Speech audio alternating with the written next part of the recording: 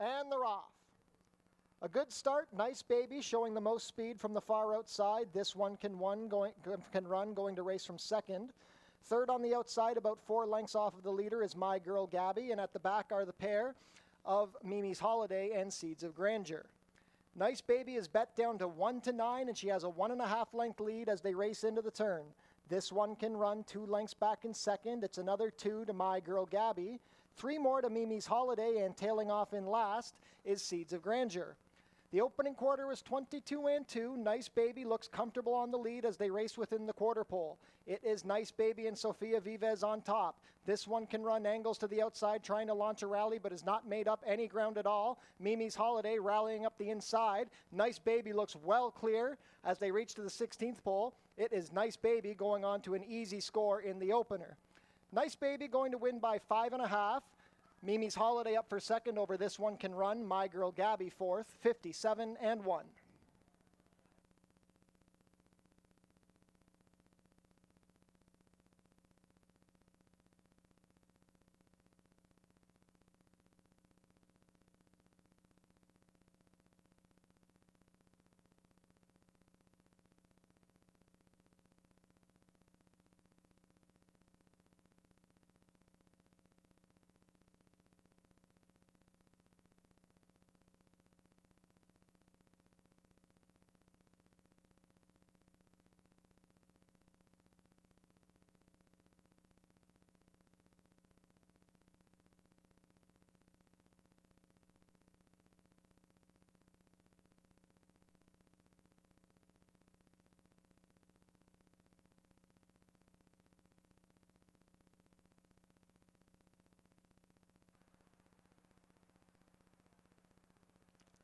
And they're off. Showing speed from the center is Lemons and Diamonds. From the far outside, Super Money. And here comes Chrome's Big Break rushing up the inside. Gradi Volet is forwardly placed from fourth, just 1.5 lengths off of the leader. Gap of 2.5 back to Few Regrets, and another 4 to Fix Your Hair Up Pretty. Midway down the backstretch, it is Chrome's Big Break at 8-5, being pressured by Grade Volet. These two are head and head as they race within the half-mile marker. The opening quarter was a quick 22-1. Here comes Few Regrets sneaking up between horses into third, now second. 3 wide is Super Money. Lemons and Diamonds begins to drop back, and Fix Your Hair Up Pretty tries to wind up from the back. Midway around the far turn, and Chrome's Big Break has a 3/4 length lead over Super Money, who's second in the 3 wide path. Few Regrets is close to the leaders on the inside. The half was 45-4. It's well back to Fix Your Hair Up Pretty, who has about 5 lengths to make up on the leader. Chrome's Big Break still has control. Super Money stalling. Here comes Few Regrets angling off the rail to try and make a race of it. It is Chrome's Big Break trying to hold on to make it 2 in a row. Few Regrets is menacing. Here comes Few Regrets. Chrome's Big Break trying to hold on. Chrome's Big Break holds on by a neck. Few Regrets was second, then Fix Your Hair Up Pretty and Super Money won 11-2.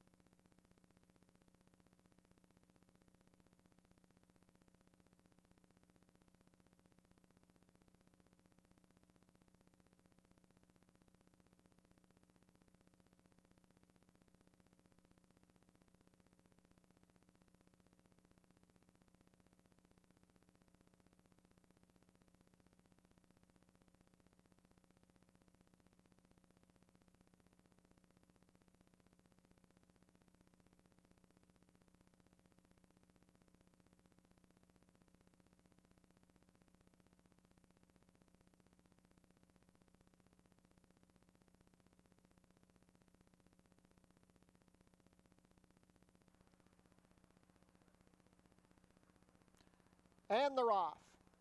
A Wildest Treasure out well from the far outside. Here comes Pacenza and splitting horses, Bodacious Miss with Snell Flicka. It's a pretty contested early pace, but it's going to be Bodacious Miss making the lead.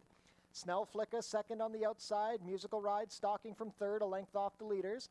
A gap of 3 back to A Wildest Treasure, then Pacenza, Brienne of Tarth, and the early trailer is New York Mint.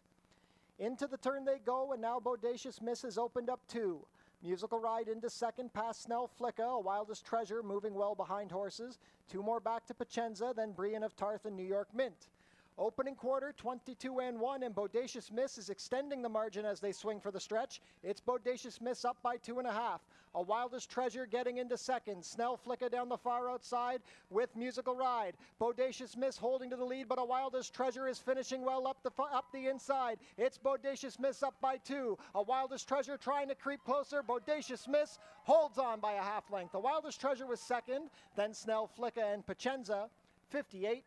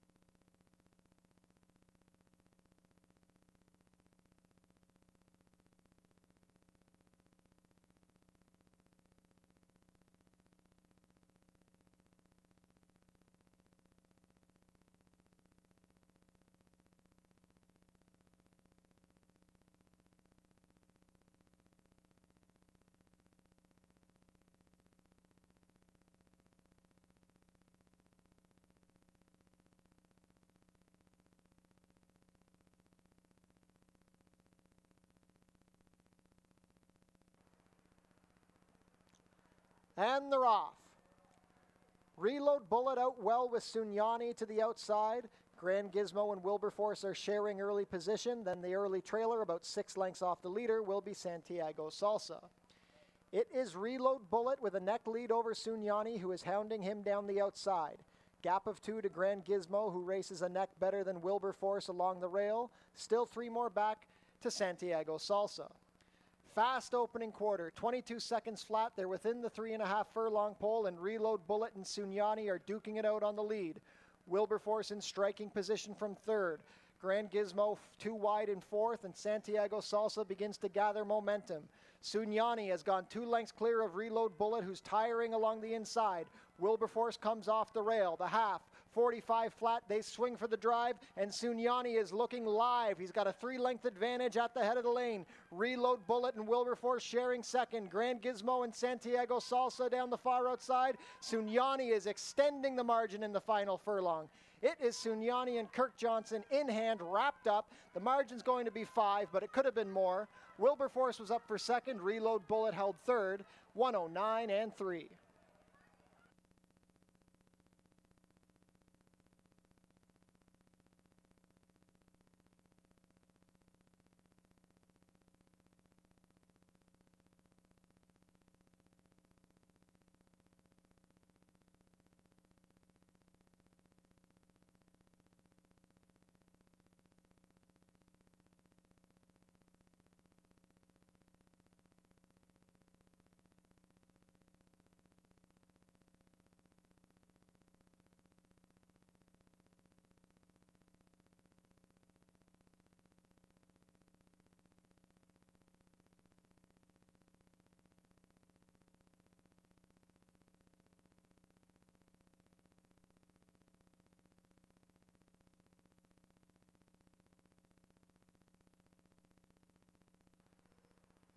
And they're off.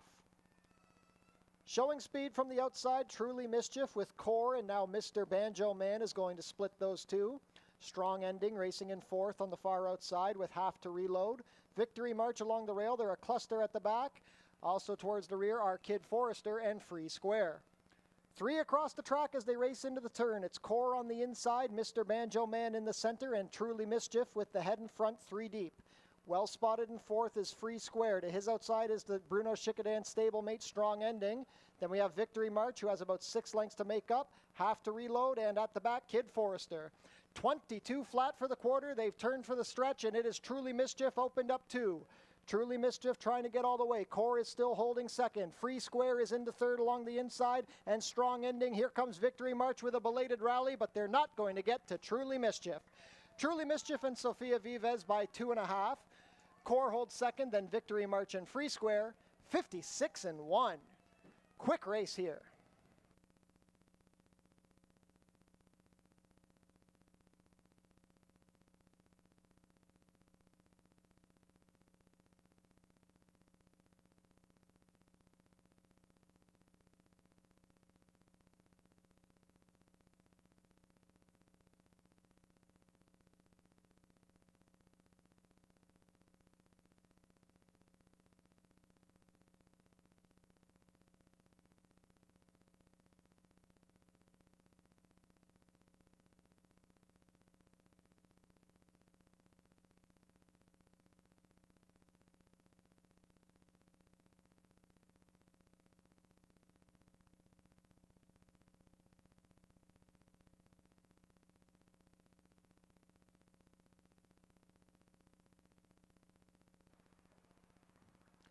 And they're off.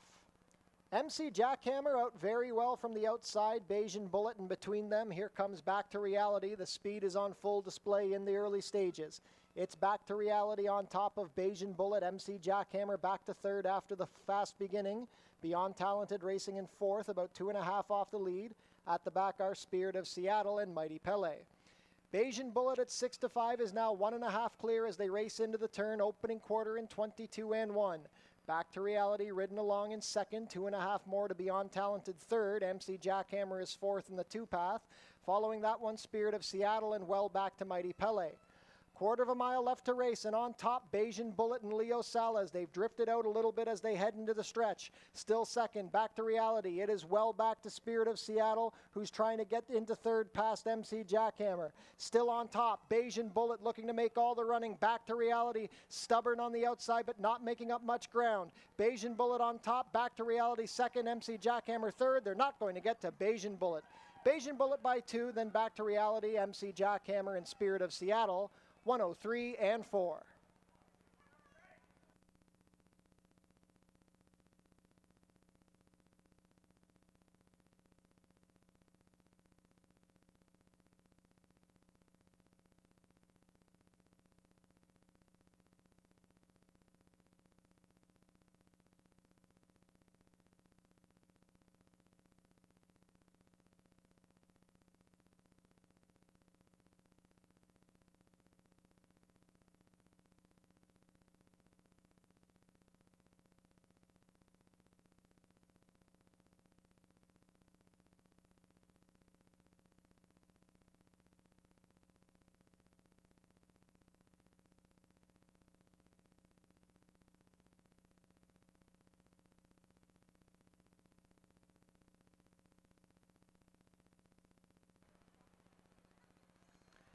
And they're off.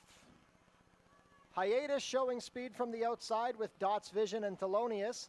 Executive Chairman looking for position along the inside, racing between horses, Palace Prince and Glorious Tribute. At the back early are Paperback Hero and Same Again Doc. Round the opening turn they go, and Hiatus has come out on top. He's a length better than Dots Vision, who's in the two-path with Executive Chairman stalking along the rail. Glorious Tribute is fourth, about 3 wide as they turn into the backstretch, a length better than Palace Prince. Opening quarter in 23-4. It's a gap of 2.5 to Thelonious, who's racing on the outside of Paperback Hero, and 2 more to Same Again Doc. Midway down the backstretch, and Hiatus is moving comfortably in front. Executive Chairman saving ground, racing on the inside of Dots Vision. Palace Prince is fourth. Racing to his outside is Glorious Tribute, who's losing position. Paperback Hero tries to get going along the inside, then Thelonious and Same Again Doc. The half was 47 seconds flat, and Hiatus is broken loose by 2. Executive Chairman second. Dots Vision needs to do better from third. Gaining ground with every stride is Paperback Hero into fourth. They swing for home, and still on top is Hiatus. Room along the inside for Executive Chairman. Paperback Hero trying to come into third. Hiatus still has the lead. Executive Chairman looks like the big threat. Paperback Hero into third. Hiatus still moving comfortably in front. Coming down to the wire, it is Hiatus. Hiatus going to win by 2.5 at the end. Executive Chairman second, then Paperback Hero and Dots Vision. 124-1.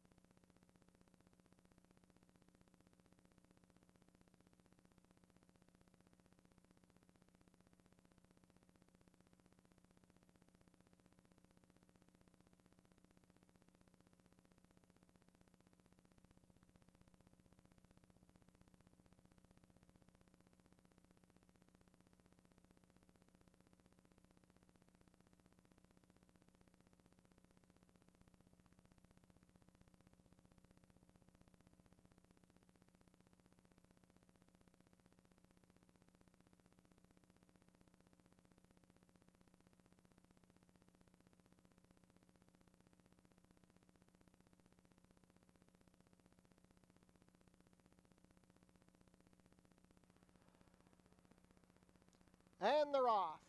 Lunging at the start, Easy Access. Natasha's Business is out well from the middle with Remember Old Times. Devil in Her Heart between horses along the rail. Luema looking for position. Deep on the course is Sweet Finale. It's a gap of 2 to 8 to a gal for TJ, and at the back is Easy Access. Still on top as they race into the sunset turn, it's Natasha's Business. A half length back in second, Mary Margaret. Gap of 2 to Remember Old Times, racing a length better than Devil in Her Heart. The stablemate Sweet Finale to her outside. Then we have Easy Access, and at the back, a gal for TJ and Luema. The opening quarter is 22 and 2. They swing for the drive, and Natasha's Business holding a short lead from Mary Margaret. Remember Old Times tries to get going along the inside, stalling along the rail, Devil in Her Heart. Still in control, it's Natasha's Business, but Mary Margaret is right there. Remember Old Times gaining a bit of ground on the inside. Sweet Finale is fourth. Mary Margaret with one last push at Natasha's Business, but Natasha's Business just holds on. Mary Margaret second, then Remember Old Times and Sweet Finale, 58 flat.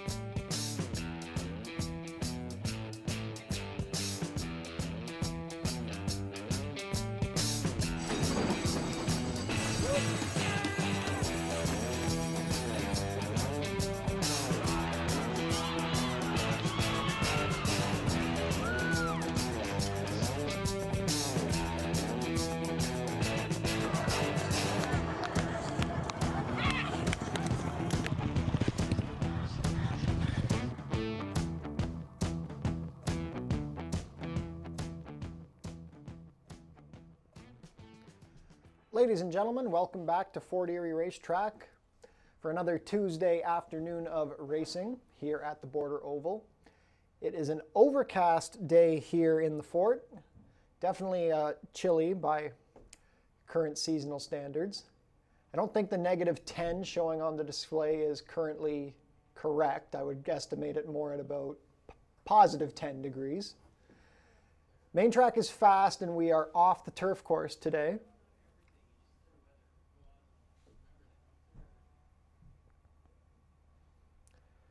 This year marks the 15th anniversary of the Fort Erie Live Racing Consortium. The FELRC is proud to celebrate its 15th anniversary of independently operating Fort Erie Racetrack. Visit our website, forterieracing.com, for news, the racing schedule, and information about everything going on here at the racetrack. Tune into the pre-race show to get info about the track conditions, scratches and changes, handicapping selections, and info about upcoming races and events. The next racing day here at the fort will be Sunday, June 16th, our special Father's Day card. First post on Father's Day will be at 12 o'clock. Be sure to come out for the Father's Day card. We're going to have vendors on track, the farmers market, and food trucks. And who could forget Fluffy the Clown, who will be here on Father's Day, as well as the dog racing days and Family Day on July 1st. Come celebrate Canada Day at the races July 1st. First post will be 12 o'clock. The free summer concert series is back at the Tiki Bar on select Tuesday nights this summer.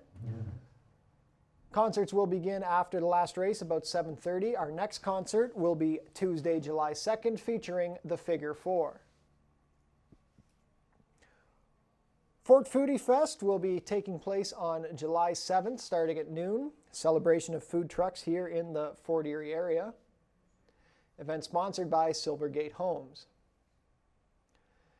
Be sure to come out for the dog races this summer, always a fan favorite here at the fort. The Wiener Dogs, always popular, taking place on Sunday, July 21st.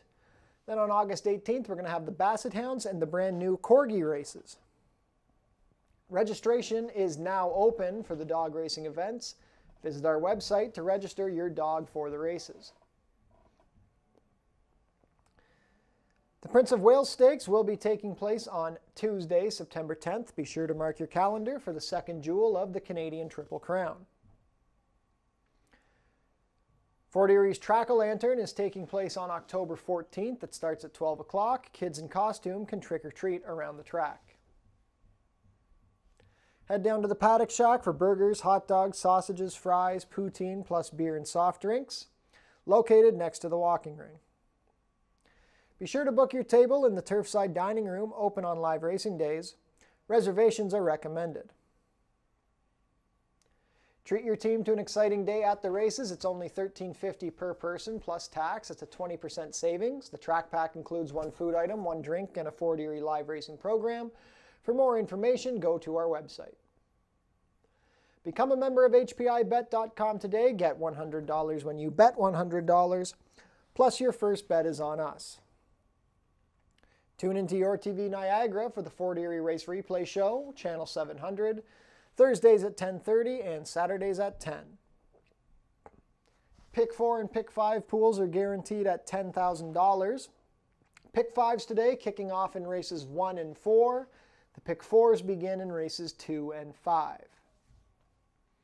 Jackpot High Five wagering offered in today's 8th and final race. The carryover is $1,667.75. Smoking is allowed in designated areas only at Fort Erie Racetrack. No food or beverage are allowed in these areas, and no cannabis is permitted on the property. Changes on today's card. Race 1 is clear, no changes in the first. Race 2 also has no changes. In race 3, we have an overweight on the number 6, Artie's All In. Rider Matthew Dennis will be 3 pounds over at 115 pounds and will not carry a whip. Race 4 is off the turf, will be run at 5 furlongs over the main track. There will be no show and no superfecta wagering in the 4th as we are off the turf. Stewart scratched the number 4, Equal Justice. Stewart scratched the number 6, Anarchy. Stewart scratched the number 7, Musical Stride. And Stewart scratched the number 8, Shaku Maku. Take out numbers 4, 6, 7, and 8. No changes in race 5. Race 6 also clear of changes. Race 7 is clear, no changes in the 7th. Race 8, off the turf, will be run at 5 furlongs over the main track. Stewart scratched the number 4, Fajardo. Stewart scratched the number 8, Heliconia. Stewart scratched the number 9, Prince for a Day. And main track only, number 10, Autumn So Flashy, will draw in.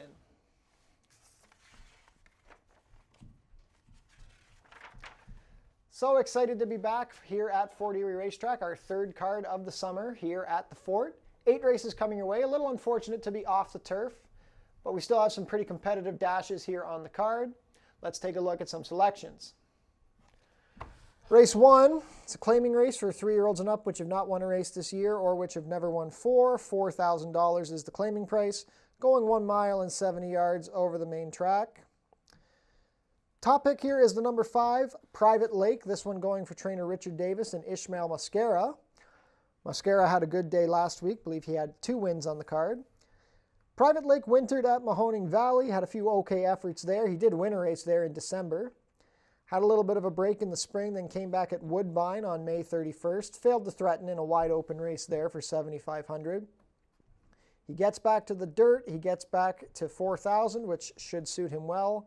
At this level, with his conditioning edge, I think Private Lake is clearly the one to beat. Number 6, Readout's Light.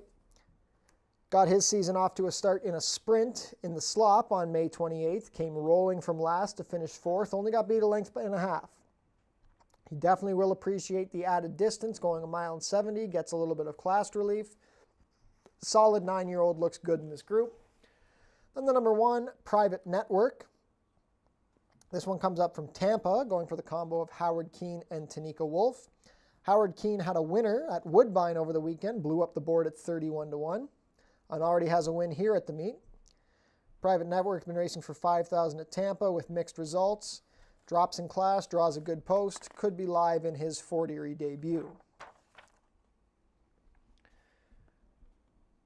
Race 2 is a claiming race for 3-year-olds and up which have not won a race this year or which have never won 4. 6 furlongs is the distance.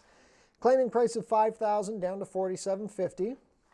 Field of 6 to kick off the early pick 4. I'm going with the number 3, Stormy Soul for Julie Mathis. Mark Lee Buchanan has the call on this one.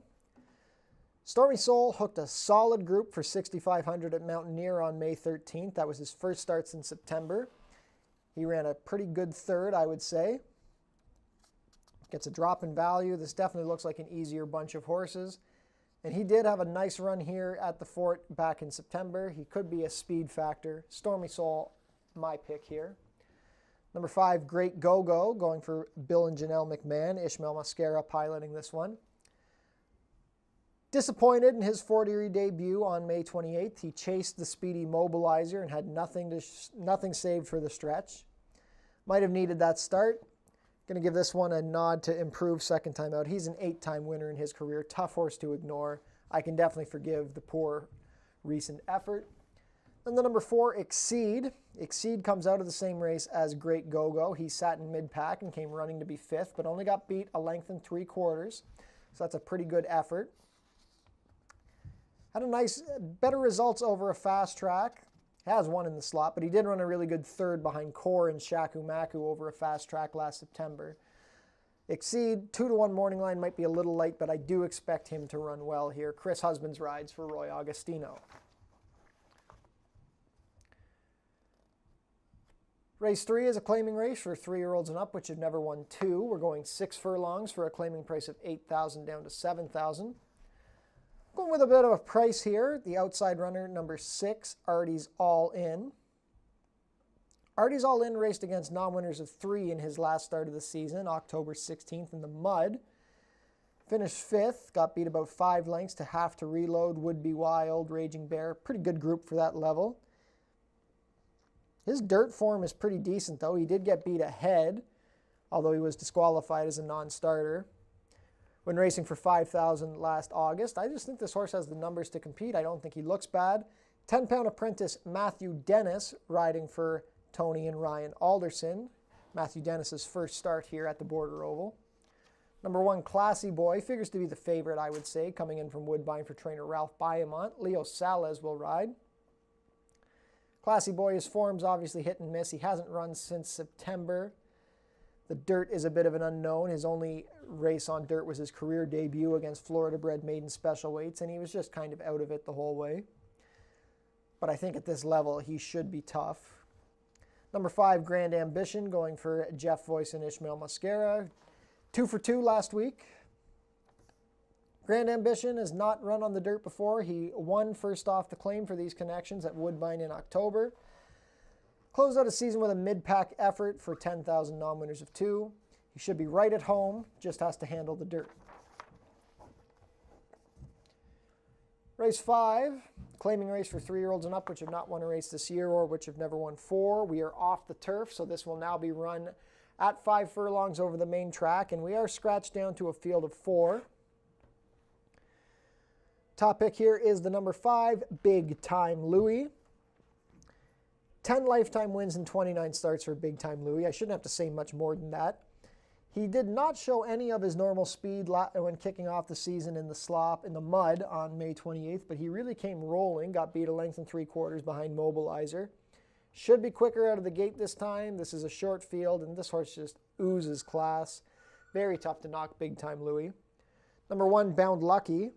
I expect this guy to fall back and come running a bit. He was closer than I would have expected on May 28th in that race behind Mobilizer. Chasing Mobilizer when he's good is not easy. But Bound Lucky, if he can settle early and come with a run, he should be a factor. And the number 2, Quirky, comes from Mountaineer for trainer Julie Mathis. Juan Crawford has the call. This horse can be quick out of the gate. He can show speed going 4.5 furlongs. He's a better turf horse than dirt horse. He has run good dirt races, but his form is all turf. We will see how Quirky handles Fort Erie in his first local attempt. Race 5 is a maiden claimer for fillies and mares 3-year-olds and up. Claiming price is $62.50 down to $6,000. We're going to travel 6.5 furlongs. Pretty competitive field of 9 here. Top pick is number 8, Signature Ring. This is a first-time starter coming down from Woodbine for trainer Patrick Dixon. A homebred for Colebrook Farms. Leo Salas will ride. Signature Red is a tremendous first-time out starter. A lot of his foals race well at first asking. This one has a work over the training track in 48-3. So I expect she'll handle the dirt. We'll see how she races in for the $62.50 tag first time out. Number 1, Jimmy is a Breeze. 0 for 22 in her career, but has hit the board 10 times. Ran a pretty good 3rd in a sloppy race on May 28th. She picked up a lot of checks here last year, and she should be competitive in her second try off the bench for trainer John Sims. Edgar Zenteno has the call. Number 3, Bamboo's Babe. Made her Fort Erie debut in the Summer Solstice Cup. Dropped back to last and came running on for a minor share. She's lightly raced, could improve. We'll see what Bamboo's Babe does over a fast track, getting out to 6.5 furlongs. Race 6 is a claiming race for 3-year-olds and up, which have not won a race this year or which have never won 4. $62.50 down to 6, the claiming price. 6.5 furlongs is the distance. Going with the number 4, Hadassah's Devil. Richard Davis and Pierre Mailhot teaming up on this one. Hadassah's Devil was part of a pretty clustered pace on May 28th in the slop. And he only got beat a length and a half despite finishing 5th. I'd say it was a pretty decent effort. Gets a fast track today. There's not much speed here. A lot of route horses in this race. So I think Hadassah's Devil could be tough to run down on the front end, at least forwardly placed, maybe sitting second behind Half Lit. Number 1, Political. This one is a new face from Mountaineer, going for Julie Mathis and Bruno Chickadans. Political was beat ahead in his last start at Mountaineer in May, his first start since February. He was a winner back in February, rallying, going a mile. Just going to be the cutback in distance is the question. Is he going to be able to get up in time? But his form is pretty solid. 8 lifetime wins, 9 seconds, 9 thirds, $120,000 in the bank. Political's a pretty nice horse. Then the number 6, Diamondback, going for owner-trainer Kendra Wieczorek. Amanda Vandermeersch will ride. Diamondback, he was pretty good early in the season last year. He's got 4 lifetime wins. Even at Woodbine, he was competitive. He was a non-threatening second, but he did finish second in an open 5,000 at Woodbine in November. I would not ignore Diamondback. Probably wants more distance, but not out of the question. Race 7 is an allowance race for fillies and mares 3-year-olds and up, which have never won 3. We're going 6 furlongs. Giving the nod to the number 3, Strike the Pose. Nick Malini Jr. trains. Edgar Zenteno rides. Strike the Pose was the heavy favorite over a sloppy track on May 28th and just never got into it. But when she ran over a fast track here in her Fort Erie debut in October, she was a very handy winner. Gets a fast track today. Second start off the layoff. I think Strike the Pose should be in the hunt. Number 5, Getting Ahead, goes for trainer Joan Mitchell and Kirk Johnson. Getting Ahead kicked off her season at Woodbine on the inner turf on May 23rd for $15,000 and made the lead. Gave way in the final furlong to finish 4th behind some decent horses. Flowers and Berries is a pretty game mare up at Woodbine.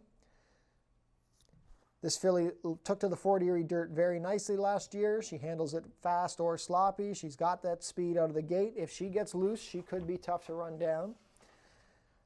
The other speed could be the number 1, Moonbright. This one going off the claim for trainer Joe Humber, was beaten a neck for $7,500 at Woodbine on May 23rd. Been a close second in both of her starts this year. Again, she has the speed. We're just going to have to see how she takes to the dirt. Last race of the day is a maiden claimer, 3-year-olds and up. Off the turf, so we're now going to go 5 furlongs on the main track. The claiming price is $62.50 down to $6. Few scratches in here. I'm going to pick the number 5, Street Serenade. Steve Cathcart trains. Amanda Vandermeersch rides. Street Serenade, never been on the dirt before. Last start at Woodbine in December, he was closing to be 4th behind Sunyani. We saw Sunyani come down to Fort Erie last week and just decimate his competition, so I think that's a pretty good reference. Street Serenade might want a little more distance than 5/8, but I think he could be live at an okay price. The number 10, Autumn So Flashy, draws in as a main track only. Gary Chidobiak picks up the training. Alexis Sanchez will ride. Autumn So Flashy, 0 for 20, but runs a lot of good races. Been on the board 10 out of those 20 starts. Likes the Fort Erie dirt. Drops in for a new low claiming price. He was competitive at Woodbine at the end of the season. If he can work out a trip from the outside, I think he is as competitive as anybody. And the number 1, Best and Final. Wintered down at Mahoning Valley, Mountaineer, that area. Hasn't raced since November, however. But he should be pretty fit. Had a few good efforts last year. Another one kind of like Autumn So Flashy, 0 for 21, but he does pick up a lot of checks. Likes the Fort Erie surface. Deshaun Bino, very capable apprentice rider in the saddle for trainer Josh Robillard.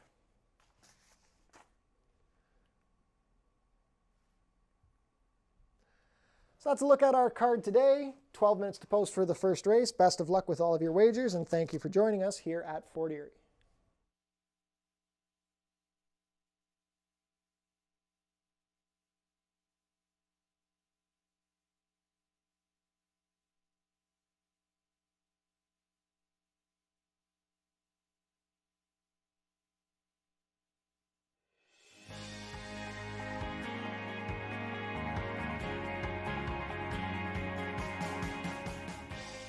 It's easy to make a bet on HPIBet.com. Follow these simple steps and you'll be betting in no time.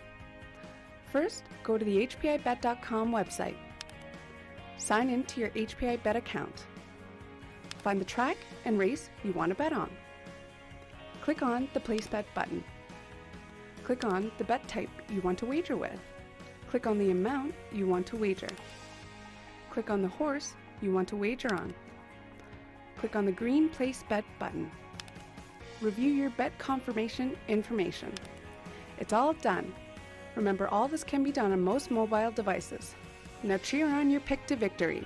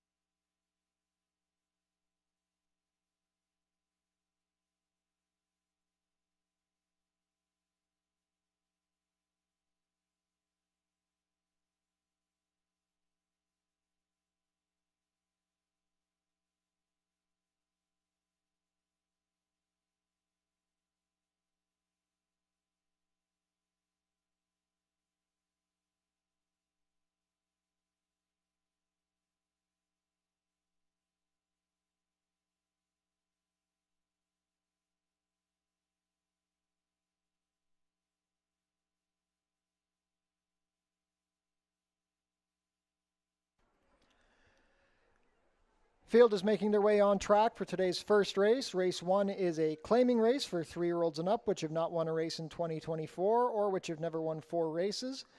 Going to travel 1 mile and 70 yards over the main track for a claiming price of $4,000, competing for a purse of $13,500. Race 1 offers win, play, show, exactor, 20-cent try, double, 20-cent super, 20-cent pick 3, and 20-cent early pick 5 wagering. That pool is guaranteed at $10,000.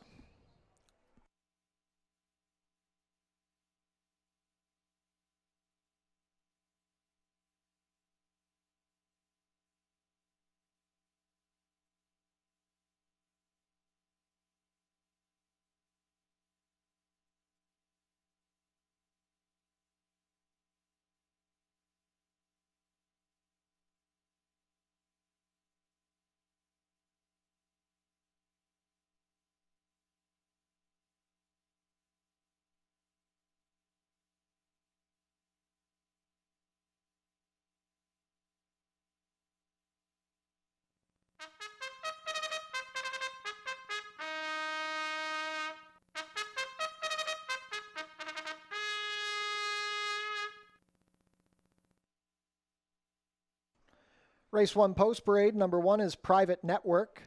Tanika Wolf rides for trainer Howard Keene and owner Up Top Racing Stables, LLC.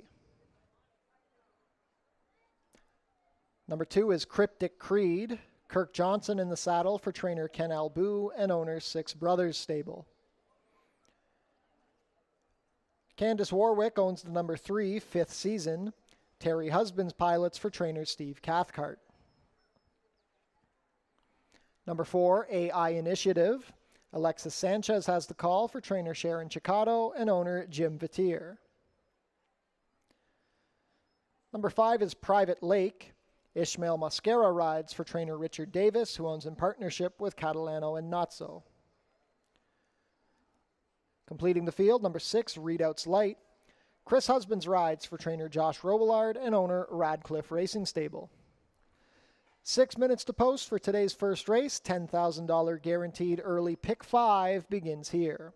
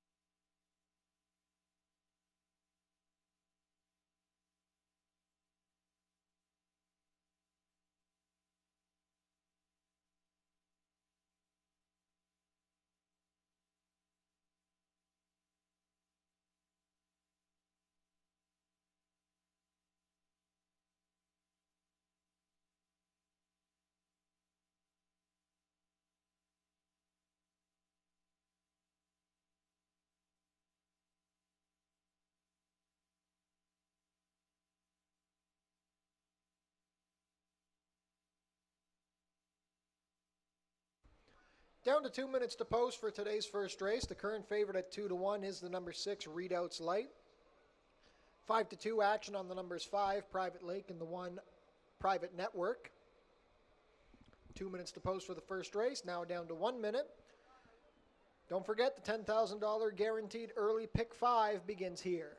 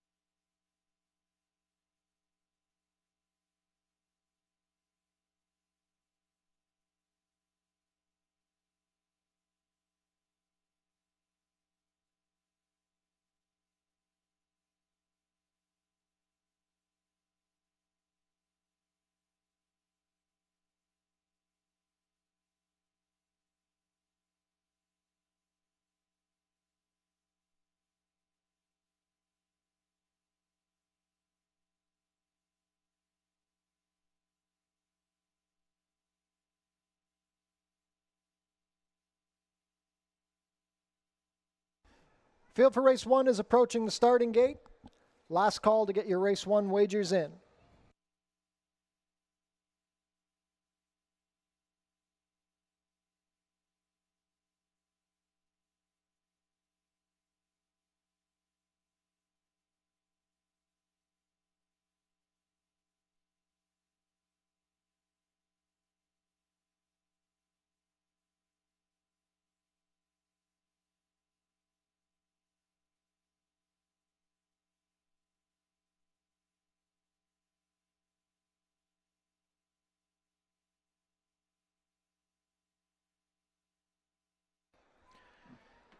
Field for the opener is at the starting gate, set to begin loading. 9 to 5 co-favorites are the 5 Private Lake and the 6 Readouts Light.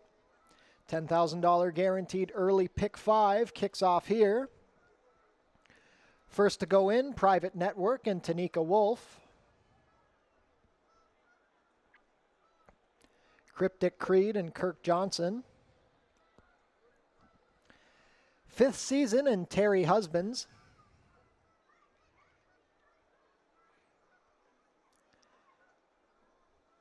AI Initiative with Alexis Sanchez to gate 4. Private Lake and Ishmael Mascara.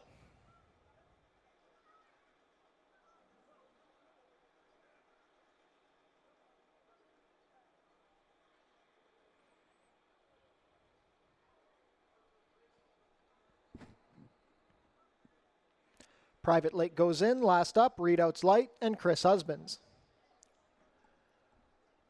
All set for a start. And they're off. Private Lake broke well with Fifth Season between horses. Private Network along the rail. Sitting fourth behind them is Cryptic Creed. It's a gap of 2 to AI Initiative, and the early trailer as they race into the clubhouse turn will be Readouts Light. From the rail, it is Private Network coming out a length on top of Fifth Season. Third along the inside is Cryptic Creed to his outside, Private Lake. 2.5 more to AI Initiative, and then another fourth to Readouts Light, who has about 10 lengths to make up on the leader and about 6 furlongs to make it. 23 and 2 for the opening quarter, and on top as they turn into the backstretch, Private Network has opened up 2. Still watching in second, Fifth Season, saving ground, Cryptic Creed to his outside, Private Lake. 3.5 to AI Initiative and another 3.5 to Readouts Light. They are well spread out down the backstretch, just over a half mile to race, and Private Network continues to maintain the lead, 2.5 lengths clear, past a half in 46 and 2. Private Lake begins to descend 3 wide, joining Fifth Season. Cryptic Creed still saving ground. That's still well back to AI Initiative and Readouts Light, who has 12 lengths to make up on the leader. They've yet to catch Private Network. Private Network going comfortably on 2 lengths lead, but here comes Private Lake in second. Fifth Season is stalling from third, about 6 lengths back from the leader. Here comes Readouts Light from the back, gaining ground with every stride. Less than a quarter of a mile to go, and Private Network looks to make all the running. It's Private Network on top. Private Lake second. Readouts Light coming in third, but still about 6 lengths off the leaders with a furlong to go. Private Network holding, but Private Lake is gaining. Here's Private Lake and Ishmael Mascara down the outside. Private Lake puts the head in front of Private Network. Down to the wire they come. It is Private Lake by a length. Private Network a game second, then Readouts Light in Fifth Season, 142 and 4.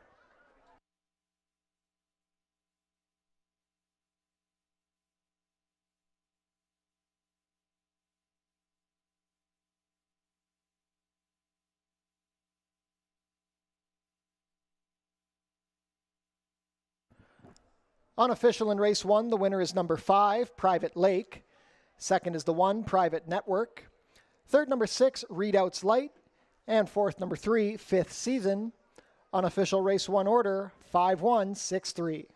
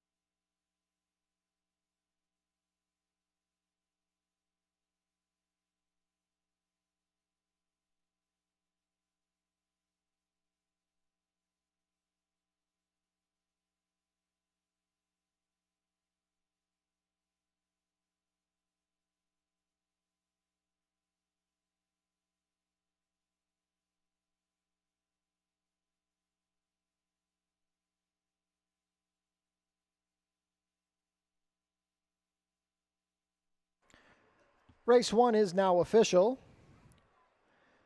Returning to the winner's circle, the official winner of today's first race, number 5, Private Lake. Private Lake is an 8-year-old chestnut gelding by Amazing Destiny out of Private Parade. Bred in Arkansas by Dr. K.K. Jayamaran and Dr. V. Devi Jayaraman. Ridden to victory today by Ishmael Mascara. Private Lake is trained by Richard Davis, who owns in partnership with Catalano and Notso. That is the 10th lifetime win in 50 career starts for Private Lake, his first win of the 2024 season. He completes the 1 mile and 70 yards in a time of 1:42 and 4.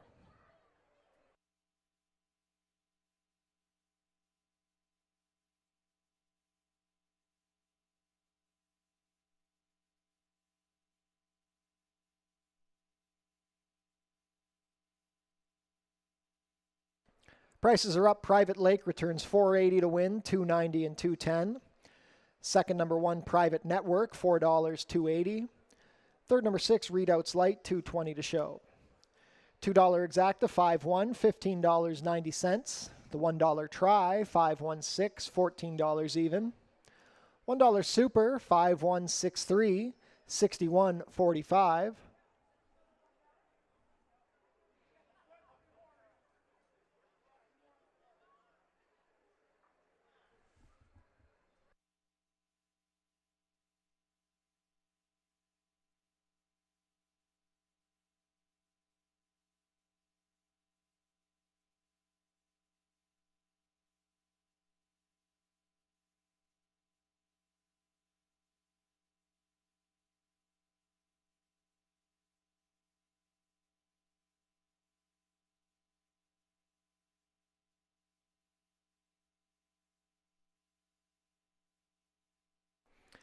Race 2 is coming up in 18 minutes. There are no changes.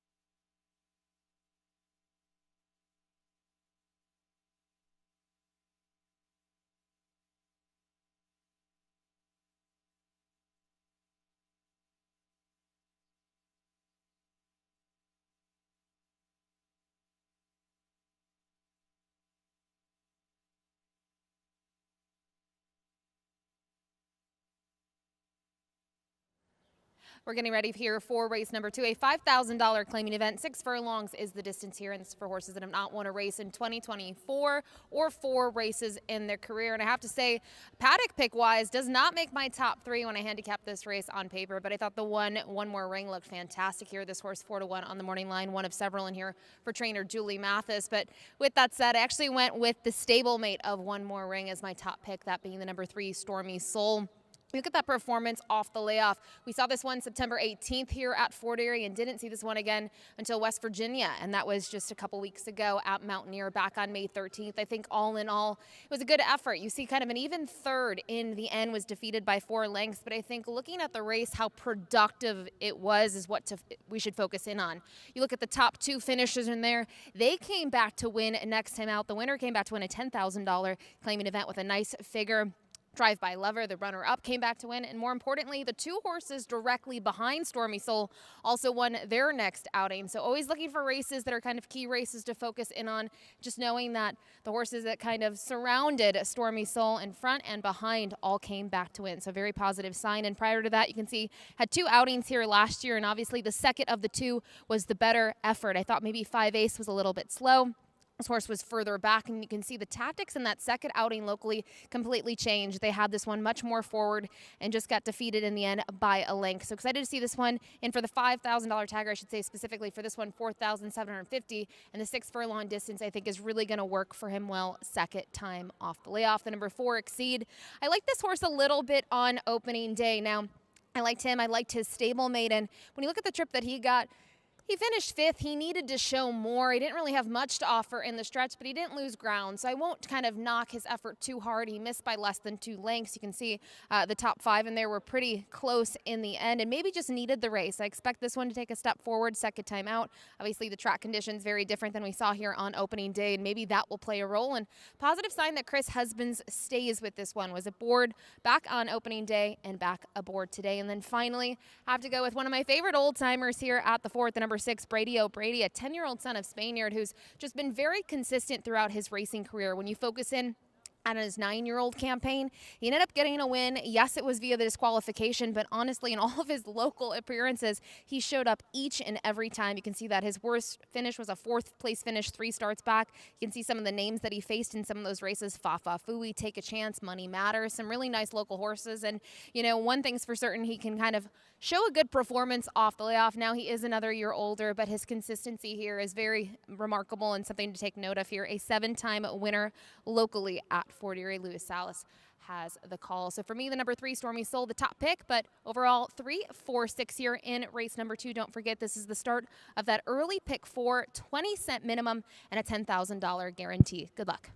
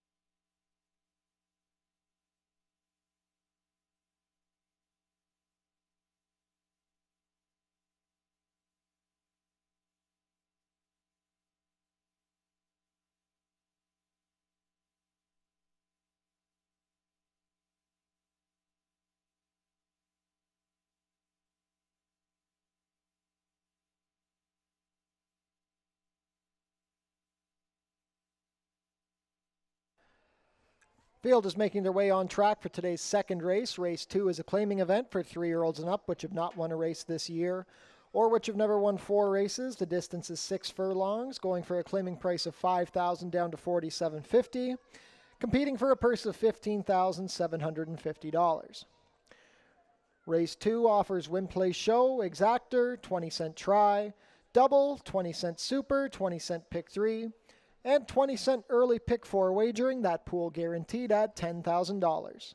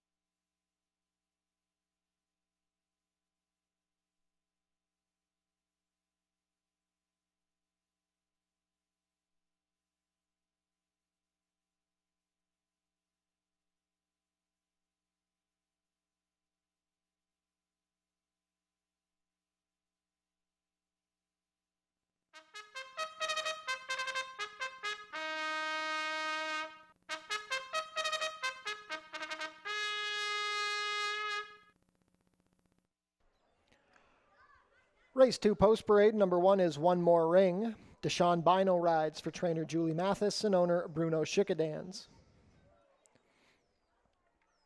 Number 2, Big Brown Brewski.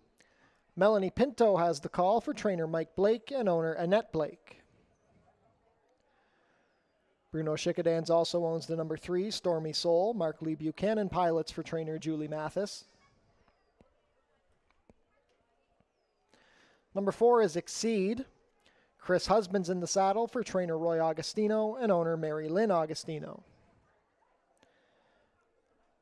Number 5, Great Go-Go. Ishmael Mascara rides for trainer Bill McMahon and owner Janelle McMahon. Completing the field, number 6, Brady O'Brady.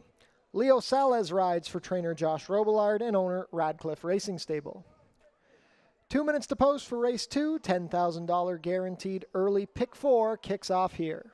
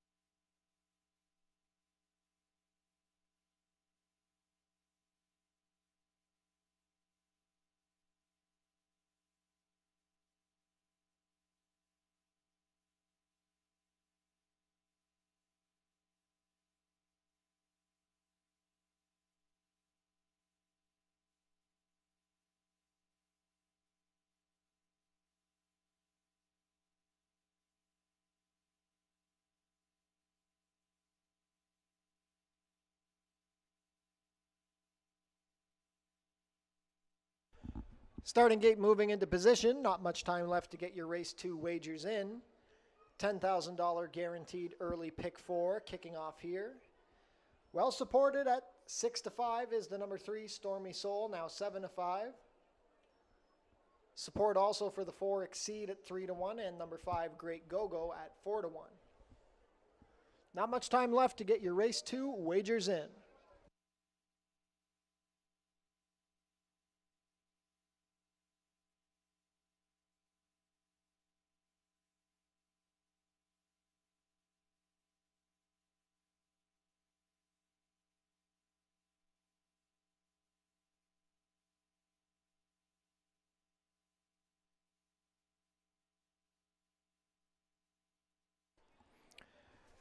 Field for race 2 is behind the starting gate. It is now post time.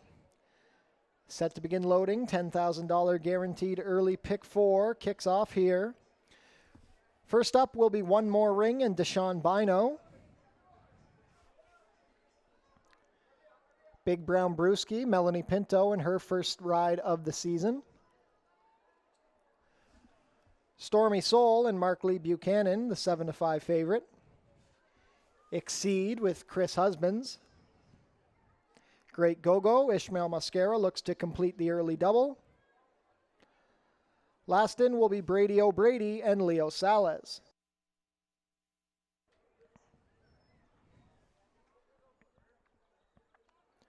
Set for a start.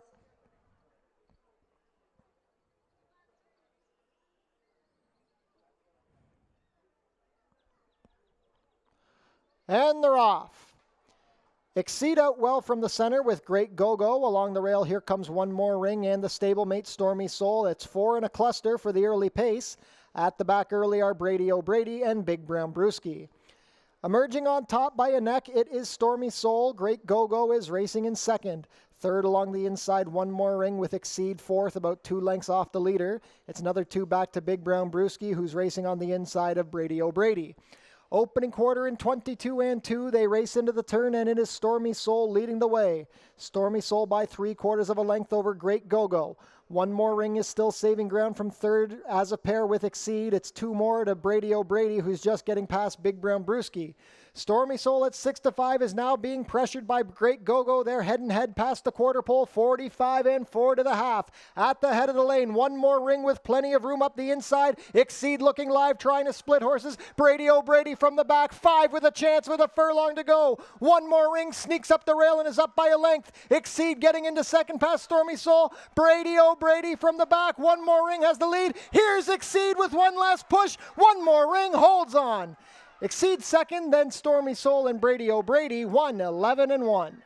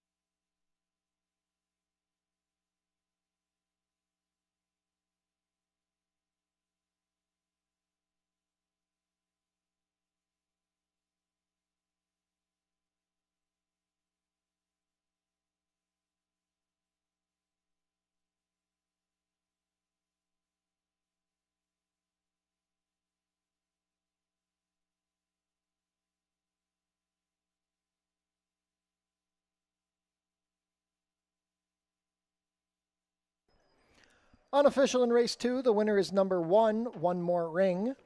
Second is the 4, Exceed. Third, number 3, Stormy Soul. And fourth is the 6, Brady O'Brady. Unofficial race 2 order, 1-4-3-6.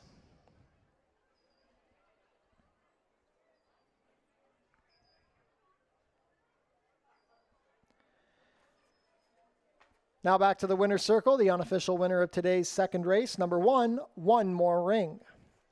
One More Ring is a 4-year-old dark bay or brown gelding by Where's the Ring out of Kavika, bred here in Ontario by Colebrook Farms. Rallying up the inside under Deshaun Bino One More Ring is trained by Julie Mathis for Bruno Schickadans. That's the first win of the season for One More Ring, his 5th career victory in 25 starts. He completes the 6 furlongs in a time of 1:11:1. Hold all tickets until race 2 is made official.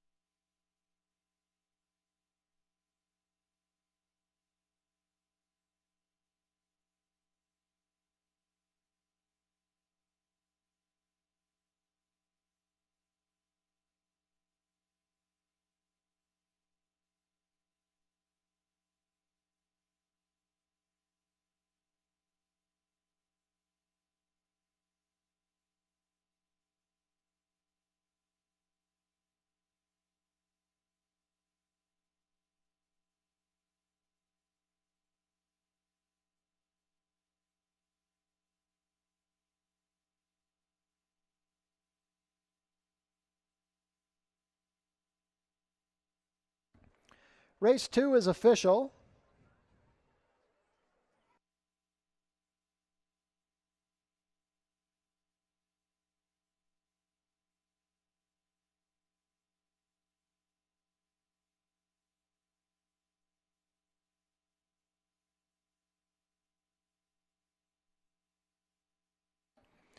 One More Ring returns $9.90 to win, $4.70 and $3.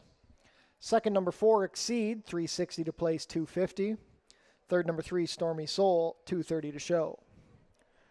$2 Exacta, 1-4, $25.30. The $1 Try, 1-4-3, $25.75. $1 Super, 1-4-3-6, $57.60. And the $2 Early Double, 5-1, $35.50.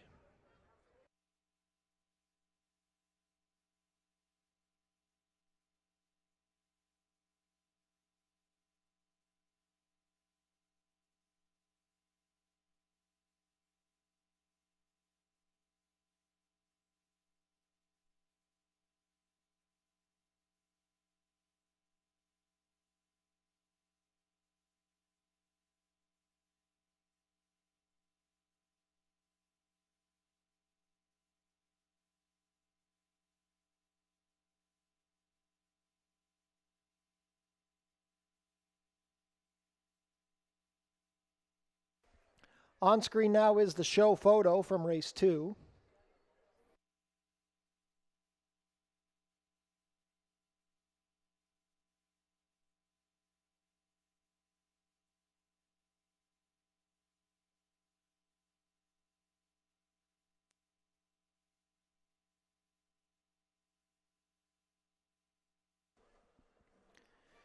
In race 3, changes. We have an overweight on the number 6, Artie's All In. The rider will be 3 pounds over at 115 pounds. And take note that apprentice Matthew Dennis will not carry a whip on the number 6, Artie's All In. 17 minutes to post for race 3.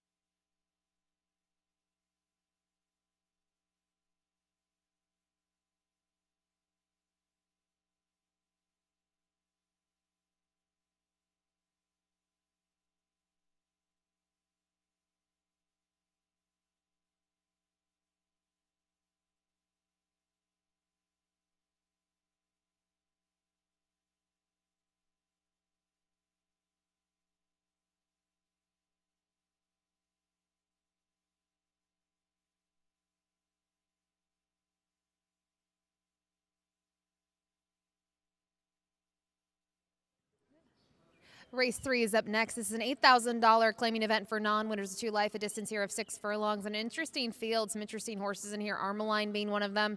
But I'm not going to start with him. I'm going to start with the number 5 in here, Grand Ambition. This one you can see trained by Jeff Boyce, who's been off to a red-hot start here at Fort Erie. He's had 2 runners so far, Bodacious Miss and Hiatus. They have both found the winner's circle, one on the dirt and one on the turf. And just kind of looking at this horse was an interesting claim. You can go down the pages and see when they claimed this one. $10,000 was the claim price, and in the next start, they put blinkers on right away. They were able to get this one into the winner's circle for that maiden score, and that was actually against Tougher. $15,000 was the tag on that occasion. Following that effort, didn't really handle winners well for the first time, but I don't try to read into that too much. It's a good thing that the winner came back to win next time out, but it's always challenging to face those winners for the first time, and I thought this horse took the right step forward in the following outing, going a little bit shorter, the 6 furlong distance. Now, yes, he was favored in there. Now, big question for him is going to be the main track, but you can see he has a slew of works here locally, 5 drills in the morning to prepare for his dirt debut. And from a pedigree perspective, the dirt shouldn't be any problem. Super Speedy does very well with sprinters on the main track. So I really have no concerns here with the surface, and I feel like these connections, they do their homework with the horses that they have and their pedigrees and really try to spot them well. So Grand Ambition, my top pick. Directly to his inside, is the number 4, Mighty Pele. This one out of the Dale Powell barn. Didn't really get running last time out, really didn't pick up his feet, but that was going 5.5. It was also an allowance event, non-winners of 2 Life, and the winner took a lot of money off the morning line, ended up winning very easily in that event, and I think this is more of a realistic spot for this 6-year-old gelding. You can see prior to that, he does have a win here locally. He was able to break his maiden at the 6 furlong distance late last fall, and then when he faced winners for the first time, he was just second best behind Don't Stop Dreaming. So I think the class relief should help him. I like that Edgar Zenteno is climbing aboard. He's been off to a really good start here at Fort Erie, a new face to the jockey colony. And finally, I mentioned the name Armaline.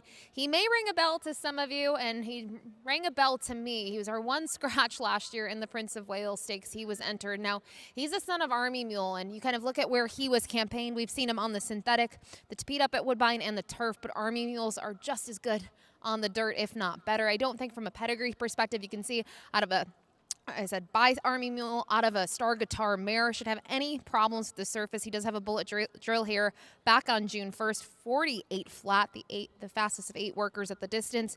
Obviously, the long layoff's a little bit of a question, but we'll see what he can do here. This is significant class relief from what he has faced in the past, and new connections here. Going to team up. Richard Davis takes over the training here from Norm McKnight. So another one that I think is placed well just to see what he can do here. He's in for the $8,000 tag, but I go to Jeff Boyce's runner in here of the number 5, Grand Ambition. The barn so far 2 for 2 this season. Good luck.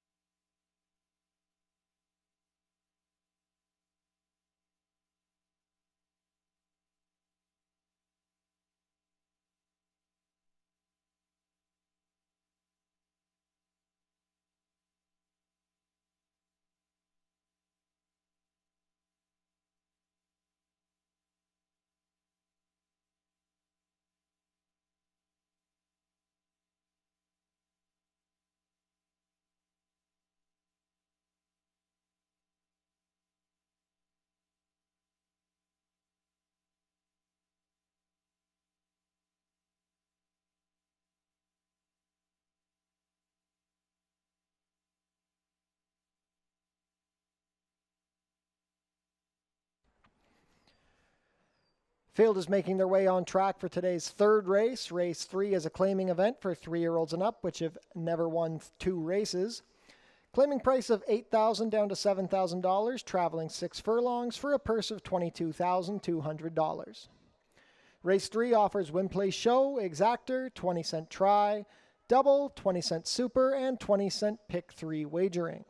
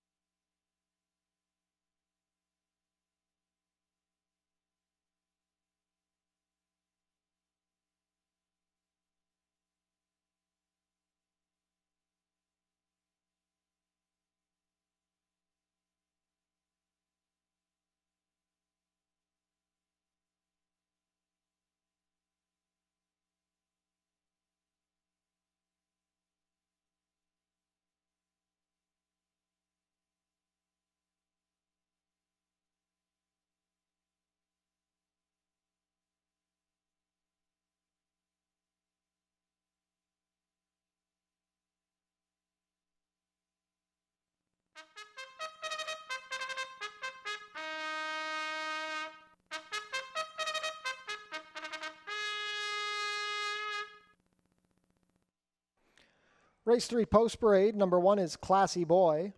Leo Salas rides for trainer Ralph Biamont and owners Demizio and Biamont. Number 2, Miss D's Pride. Chris Husband's in the saddle for trainer Ken Albu and owners Six Brothers Stable. Number 3 is Armeline. Pierre Mailhot pilots for trainer Richard Davis and owner Bruno Schickadans. Dale Powell owns and trains the number 4, Mighty Pele. The rider is Edgar Zenteno. We'll come back to the 5. Number 6 is Artie's All In. Matthew Dennis rides for trainer Tony Alderson and owner Ryan Alderson.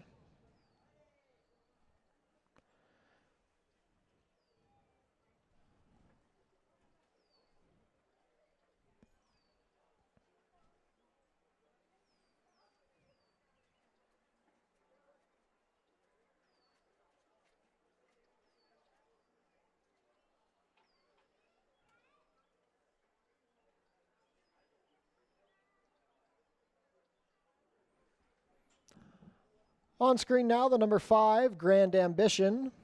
Ishmael Mascara rides for trainer Jeff Voice, who owns in partnership with Herb McGurr Jr.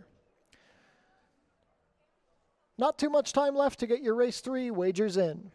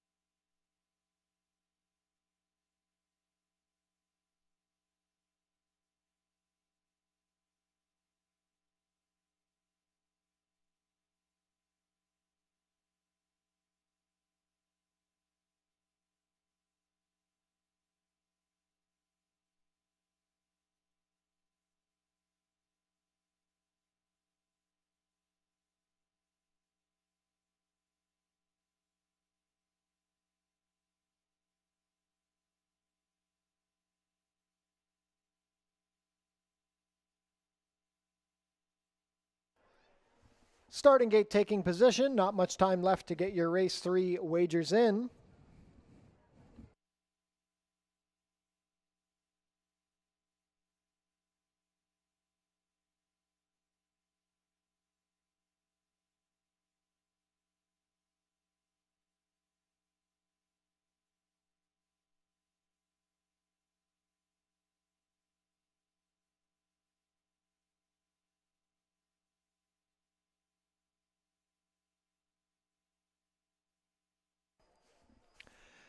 Field for race 3 is behind the starting gate. It is now post time.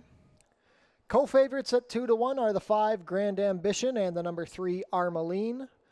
4-1 support on the inside runner Classy Boy, shipping in from Woodbine. Classy Boy, the first to go up under Leo Salas. Miss D's Pride, Chris Husbands. Armeline makes his Fort Erie debut under Pierre Mailhot.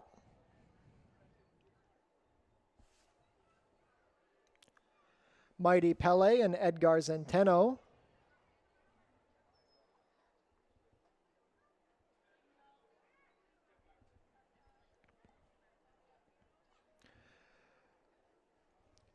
Grand Ambition now 6-5 with Ishmael Mascara. Last in will be Artie's All In and Matthew Dennis.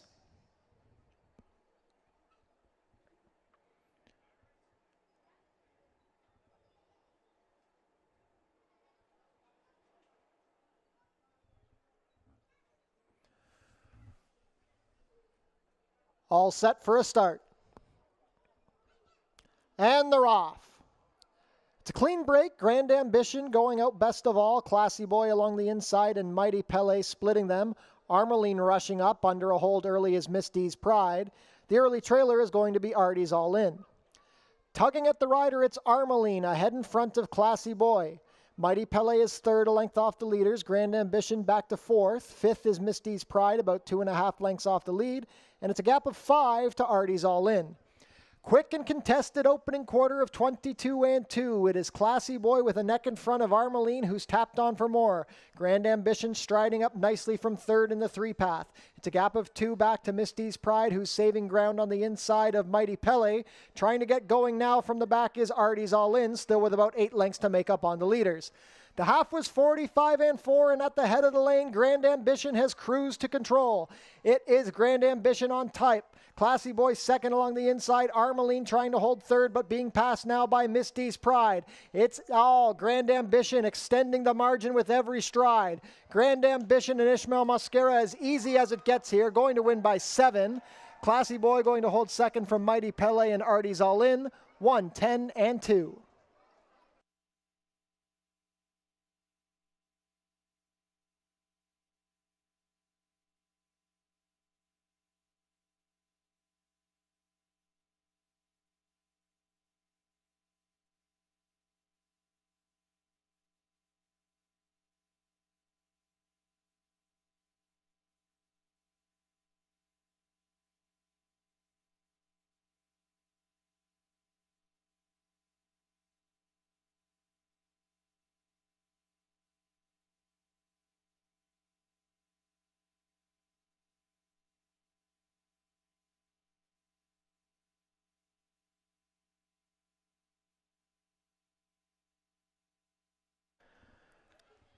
Unofficial in race 3, the winner is number 5, Grand Ambition. Second is the 1, Classy Boy. Third, number 4, Mighty Pele. And fourth is the 6, Artie's All In.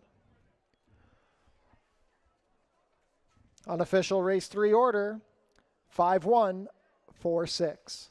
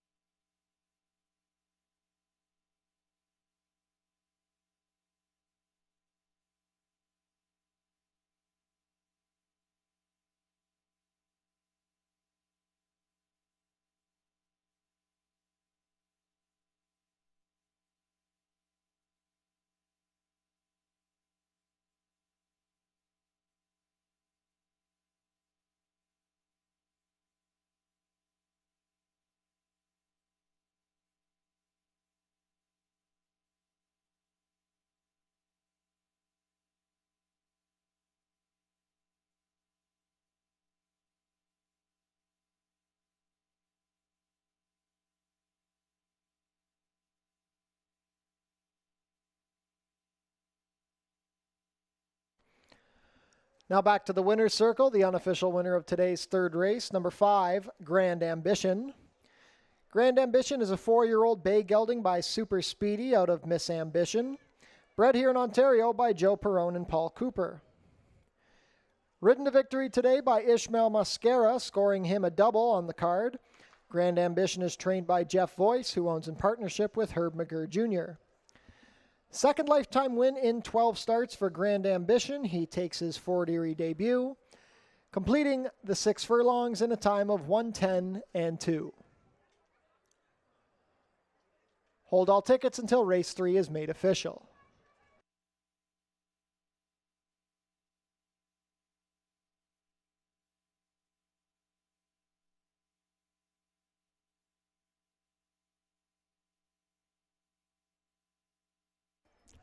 Race 3 is official.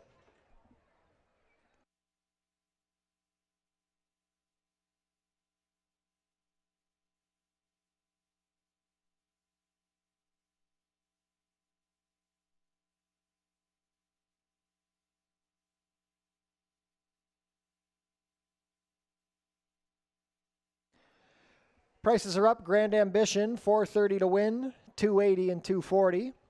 Second, number 1, Classy Boy, $420 to place, $290. Third, number 4, Mighty Pele, $410 to show. $2 exacta, 5-1, $16.80. $1 try, 5-1-4, $29.75. $1 super, 5-1-4-6, $96.65. $2 double, 1-5, $21.10, and the $1 early pick 3, $34.70.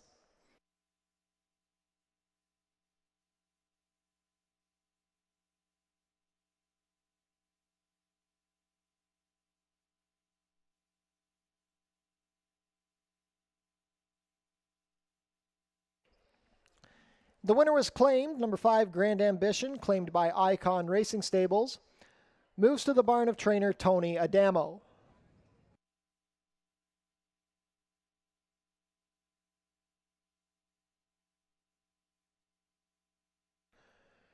Changes for race 4. We are off the turf. Race 4 will now be run at 5 furlongs over the main track. Stewart scratch the number 4, Equal Justice. Stewart scratch the number 6, Anarchy. Stewart scratch the number 7, Musical Stride. And Stewart scratch the number 8, Shaku Maku. Take out numbers 4, 6, 7, and 8. There will be no show and no superfecta wagering in race 4.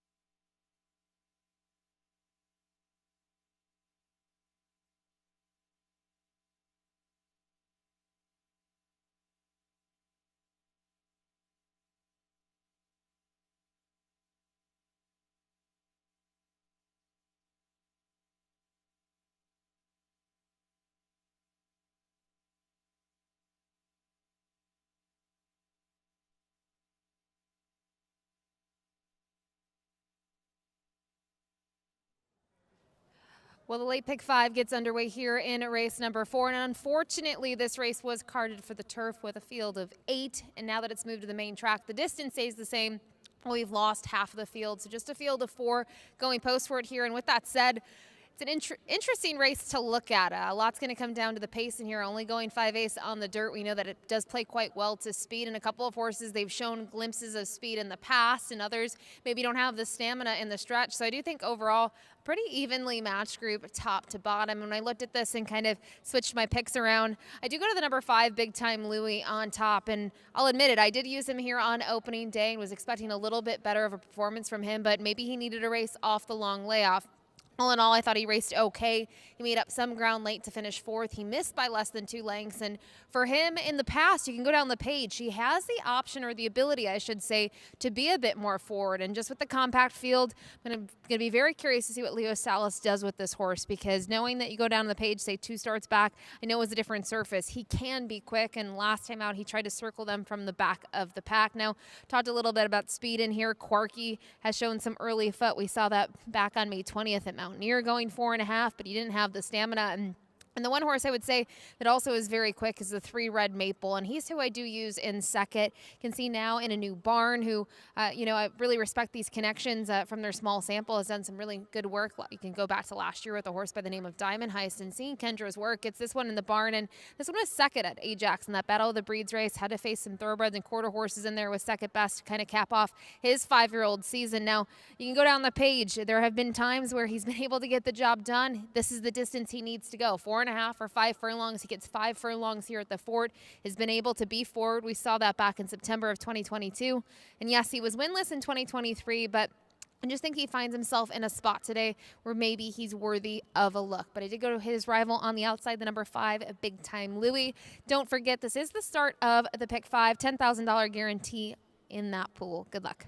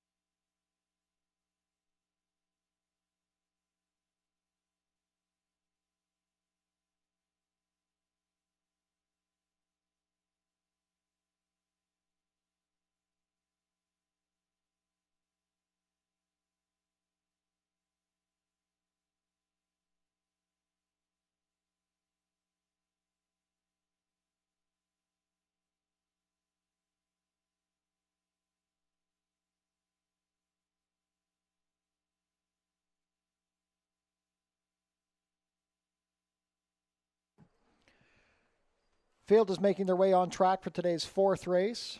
Race 4 is a claiming race for 3-year-olds and up, which have not won a race in 2024 or which have never won 4 races. We are off the turf, so this race will now be run at 5 furlongs over the main track. Claiming price is $6,250 down to $6,000, competing for a purse of $19,800.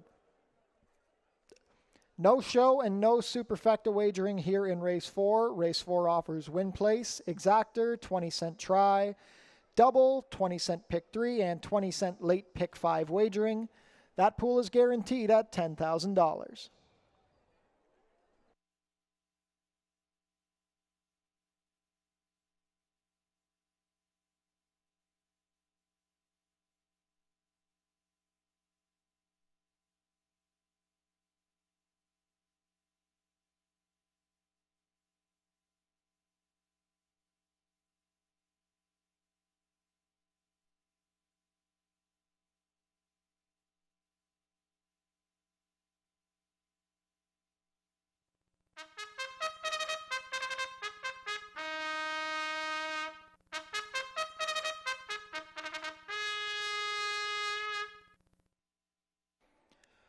Race 4 post parade, number 1 is Bound Lucky.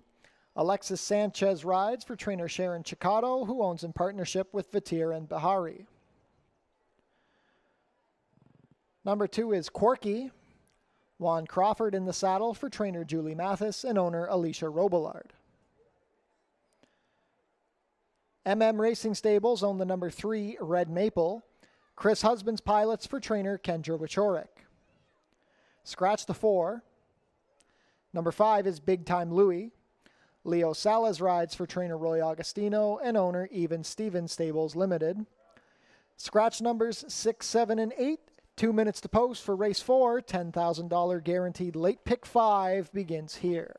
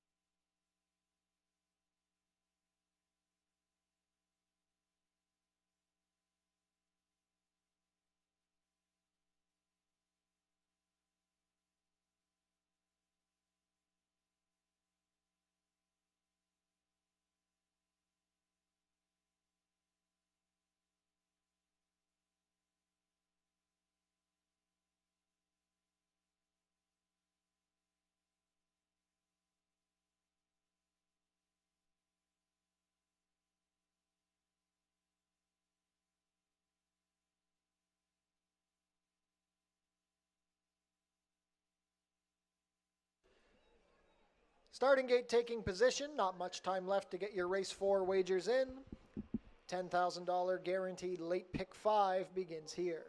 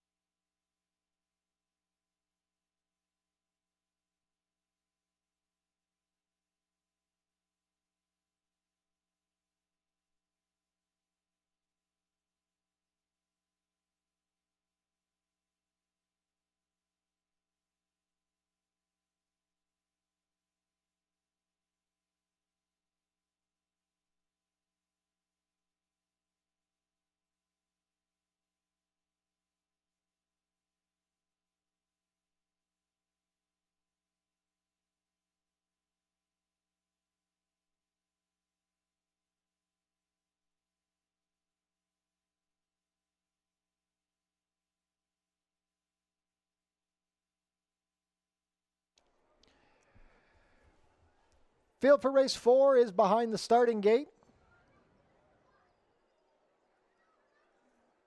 Set to begin loading. It is now post time.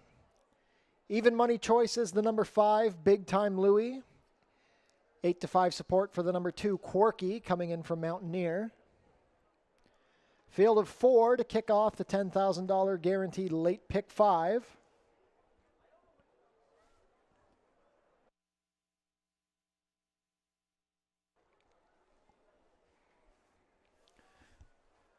First to load, Bound Lucky and Alexis Sanchez.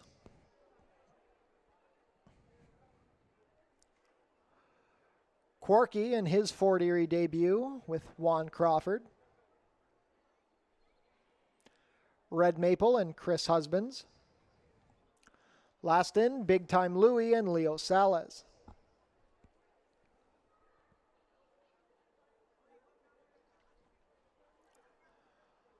All set for a start.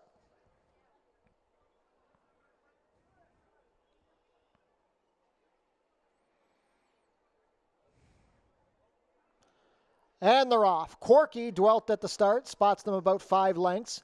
Going up for the lead is Red Maple. Big Time Louie is second on the outside of Bound Lucky, and now trying to catch up after the tardy beginning is Quirky. Within the half-mile pole, Red Maple is leading by about 3 lengths. Big Time Louie at 1-2 is second. Bound Lucky losing some position as Quirky passes him in the 2-path. Opening quarter, 22-2. Red Maple is quickly being joined by Big Time Louie. They've opened up 3 on Quirky and Bound Lucky with just over a quarter of a mile to go. Red Maple still maintaining a short lead from Big Time Louie. Quirky begins to gain ground at the head of the lane. Red Maple cuts the corner and opens up a length on Big Time Louie, but Big Time Louie comes right back at the 8th pole. It's these two in a slug. They're slugging it out in the final furlong. Big Time Louie puts the head in front of Red Maple. Big Time Louie on top. Big Time Louie outclasses them. It's Big Time Louie by 1.5 over a game Red Maple. Bound Lucky third, then well back to Corky, 57-4.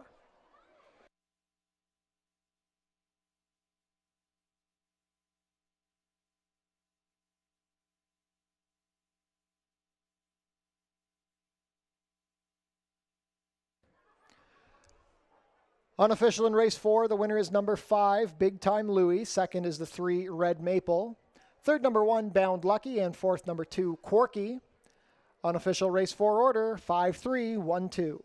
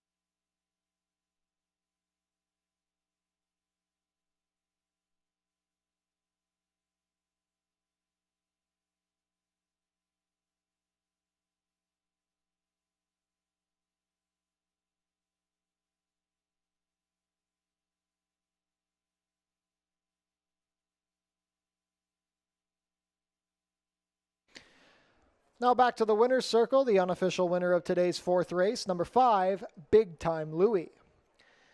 Big Time Louie is a 7-year-old dark bay or brown gelding by second in command, out of Danny's Chant. Bred in British Columbia by White House Stables and Marianne Baumgartner. Ridden to victory today by Leo Salez, Big Time Louie is trained by Roy Augustino for Even Stevens Stables Limited. That's the 11th lifetime win in 30 starts for Big Time Louie, his first win of the 2024 campaign. He completes the 5 furlongs in a time of 57-4. Hold all tickets until race 4 is made official.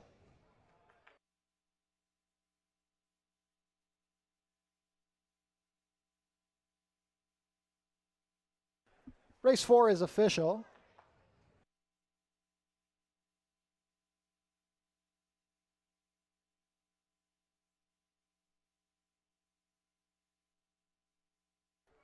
Big Time Louie returns $3 to win, $2.40 to place. Number 3, Red Maple, $5.10 to place. No show wagering in the 4th. $2 exacta, 5-3, 21-20. The $1 try, 5-3-1. $19.40. No superfecta wagering in race 4.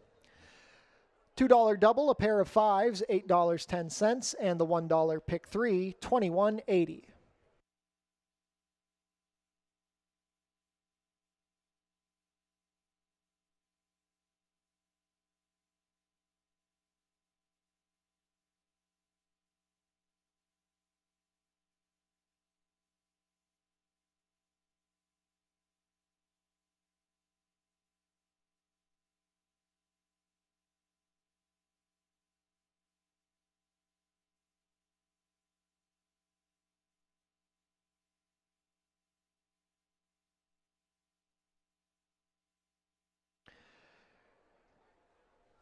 Registration for the dog races is now open. If you have a wiener dog, corgi, or basset hound that you'd like to bring out and race at the track this summer, visit our website to get your registration in.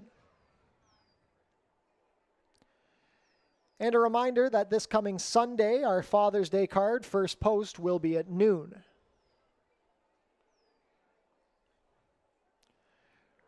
Race 5 is coming up in 18 minutes. There are no changes.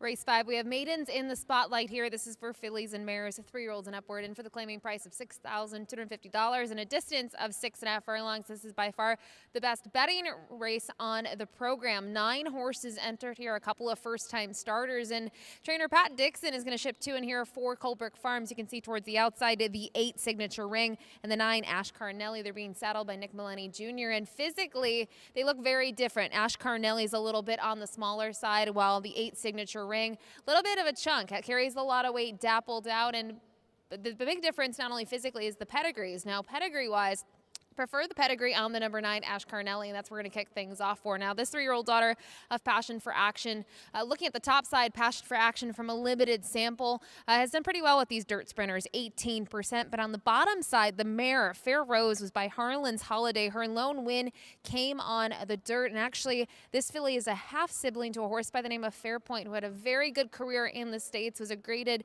stakes winner on the turf, also had wins on dirt. So I thought this one was interesting from the pedigree perspective. I do prefer her stablemate physically, but we'll see what this one can do.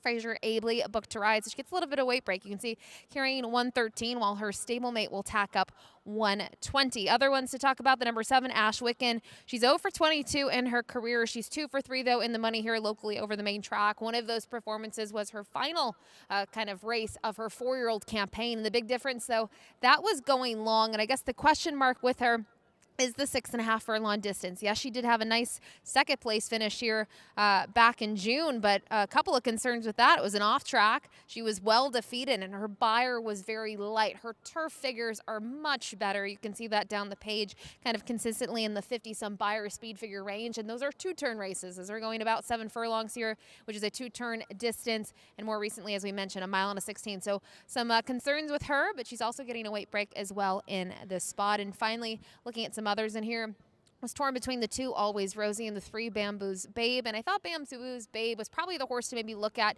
as a sneaky horse underneath. This one of the Stephen Cathcart barn was 7th on the debut back in late April up at Woodbine, but came here for that Summer Solstice Cup and was 4th. Was actually dead last early on and tried to make up some ground late, but only could muster 4th in that field.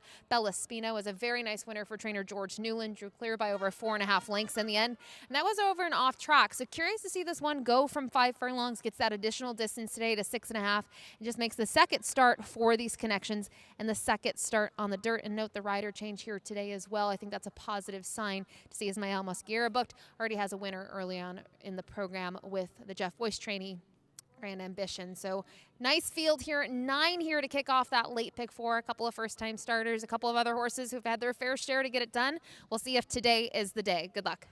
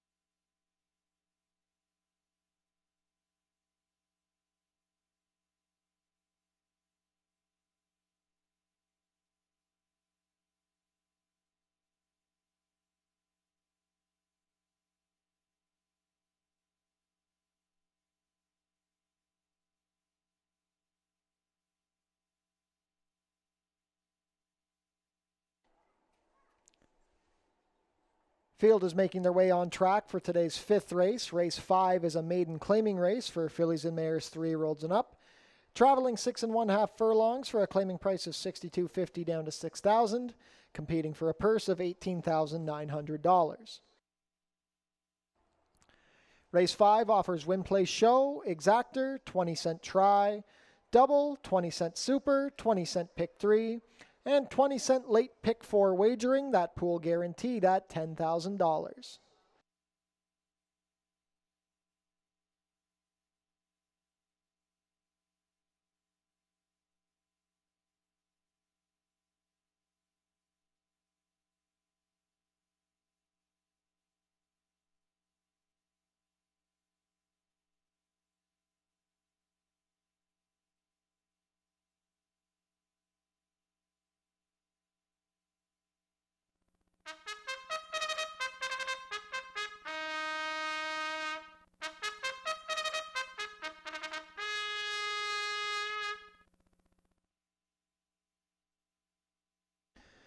Race 5 post parade. Number 1 is Jimmy is a Breeze. Edgar Zenteno rides for owner-trainer John Sims. Number 2, Always Rosie. Terry Husbands has the call for trainer Ken Albu and owner Six Brothers Stable.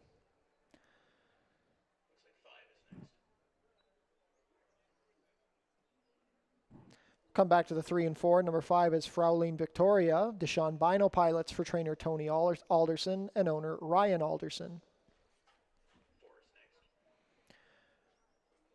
On screen now the 4, Almonte Princess. Chris Husbands rides for owner trainer Dale Powell.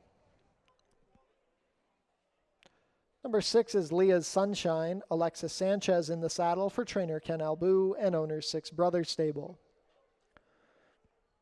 Number 7 is Ashwicken. Cheyenne Kerr pilots for trainer Sylvain Peon and owner Terry Peon. Number 8 is Signature Ring. Leo Salas has the call for trainer Patrick Dixon and owner Colebrook Farms. Also going for Colebrook Farms and Patrick Dixon is the 9, Ash Carnelli. The rider is Fraser Abley.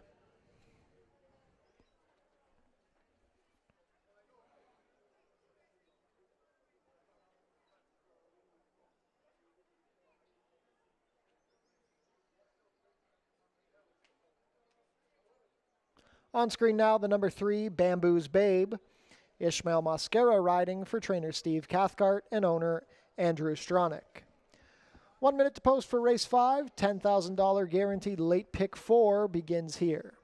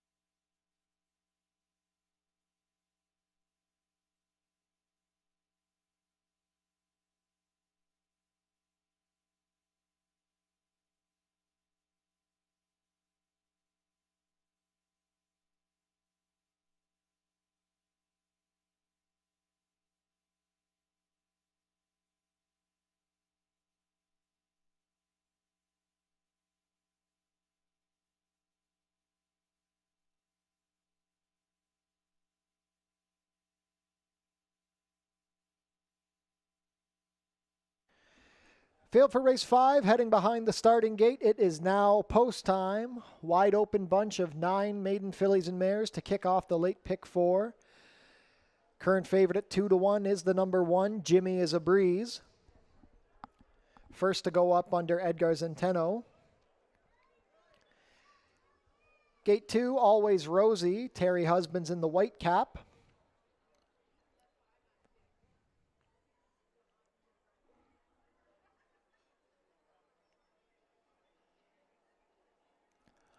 Always Rosie steps up.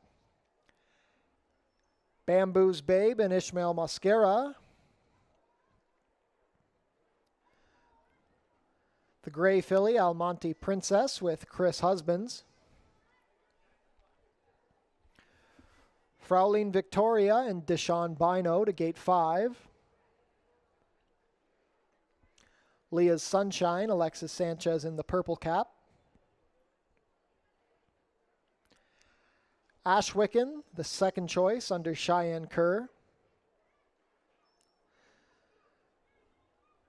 A pair of Colebrook Farms first-time starters will close out the field. Signature Ring and Leo Salez in the white cap.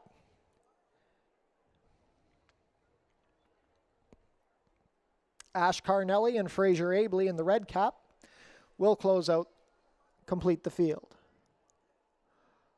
All set for a start.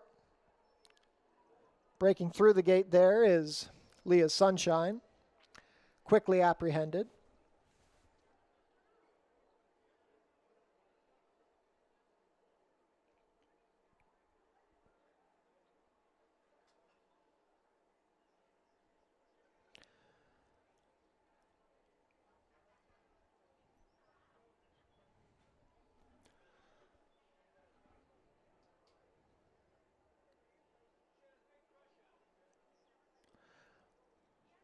Leah's Sunshine reloading.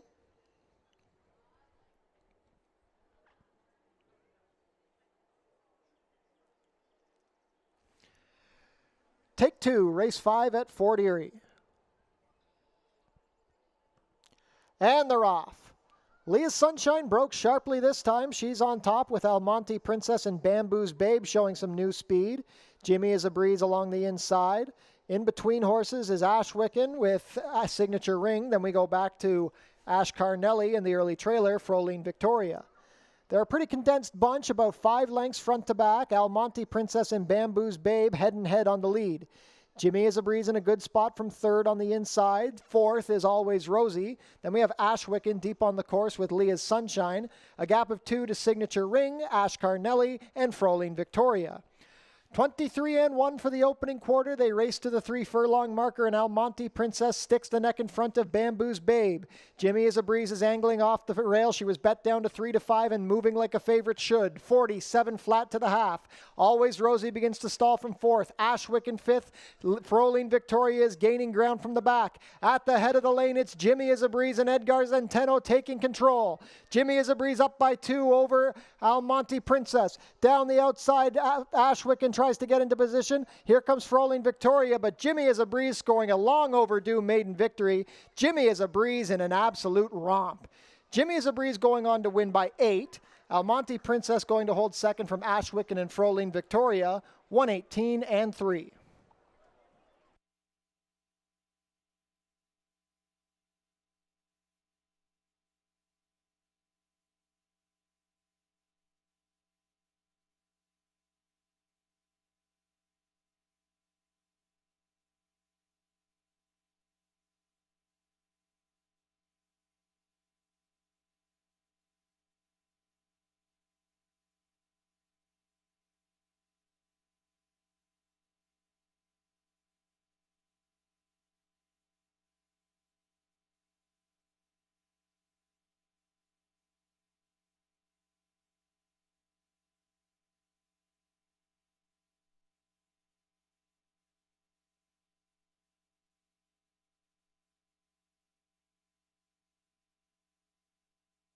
Unofficial in race 5, the winner is number 1, Jimmy is a Breeze. Second is the 4, Almonte Princess.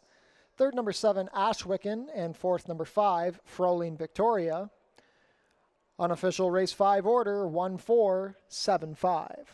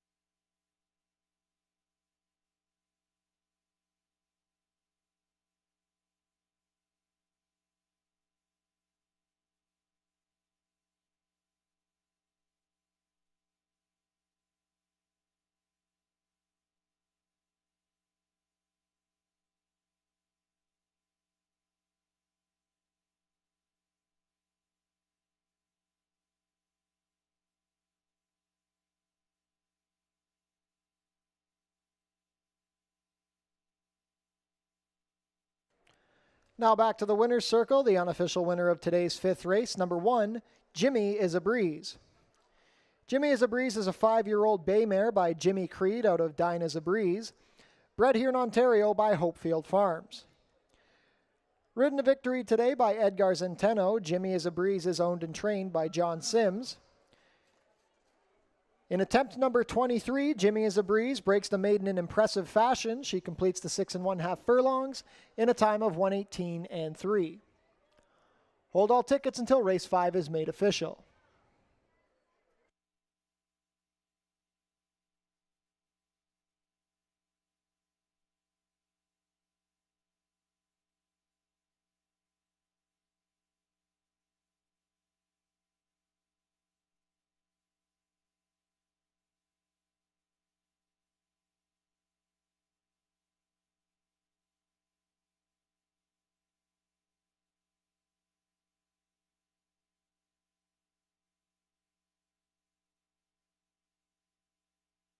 Race 5 is official.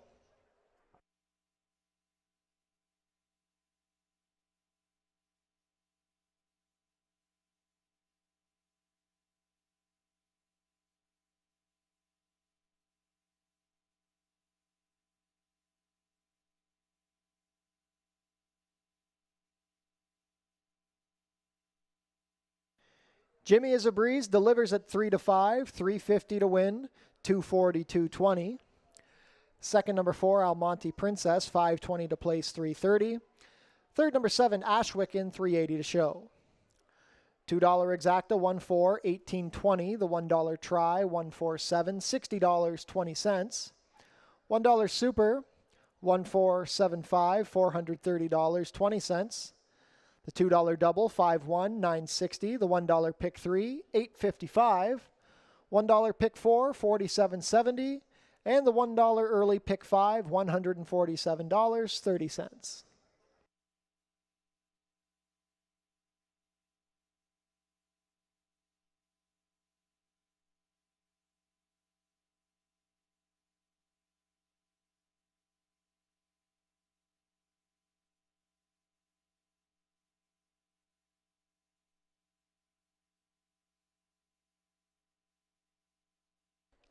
"17 minutes to post for race 6. There are no changes."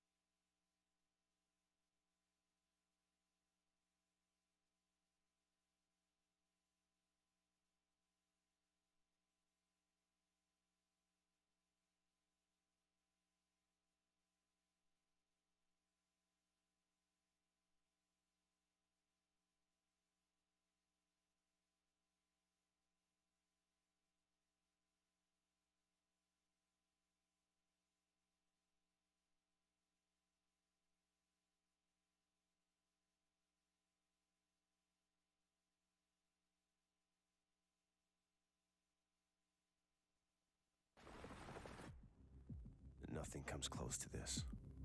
Elegant avatars of speed, sprinting towards glory. Hands grip with white-knuckled hope. Seats become decoration. As fearless drivers take flight, and it's closer than you think. Visit OntarioRacing.com.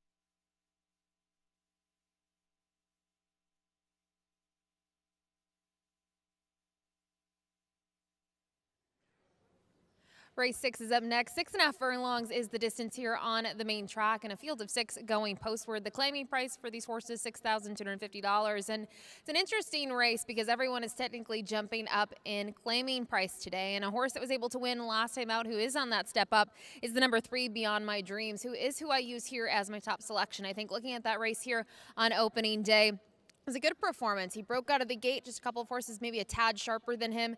Then he was able to get to the front. Now it's interesting to note that there was a dead heat there on the top spot between him and Hicksy, the other horse. They dead heated in that field, was only in for $4,750 and does jump up today. But looking at that, really not changing much in terms of the distance. Now, it is worth noting, if you were here on opening day or watched the races, it was a very wet off track. I mean, it was very sloppy, and you wonder if that kind of helped with the speed runners. But just looking historically how the races are run here at Fort Erie, I think Beyond My Dreams gets himself in a spot where he might be able to find himself in back-to-back trips to the winner's circle. Now, a couple of others in here maybe to look at. The number 1, Political, is his stablemate. He's a 7-year-old son of Constitution who just missed last time out. He had a little bit of time off between those races from Mahoning Valley to Mountaineer.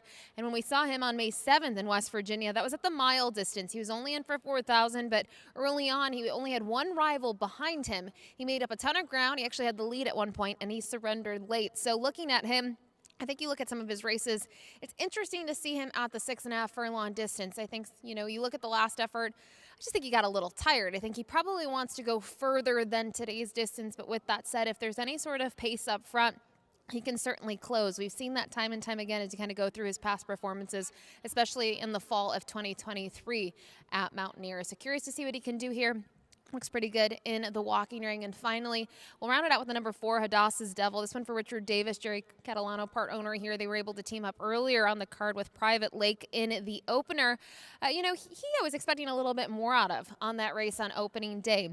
Exiting that same race as Beyond My Dreams and a couple of others in here, including Half Lit. And, all in all, I thought he was going to have maybe a little bit more of an impact in the stretch, but he finished 5th in there, beaten by a length and a half. I like him in back-to-back sprints.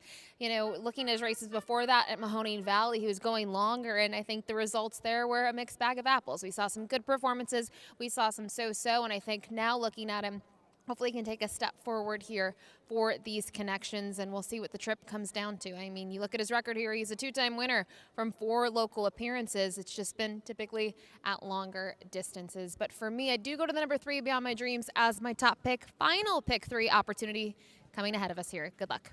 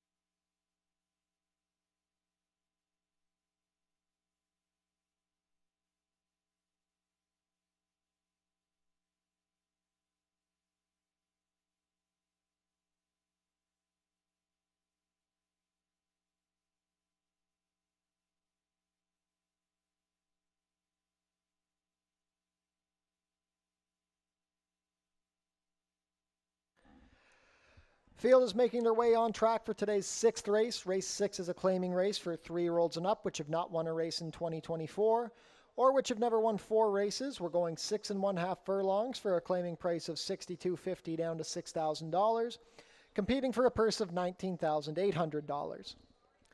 Race 6 offers win, play, show, exactor, 20-cent try, double, 20-cent super, and 20-cent pick 3 wagering.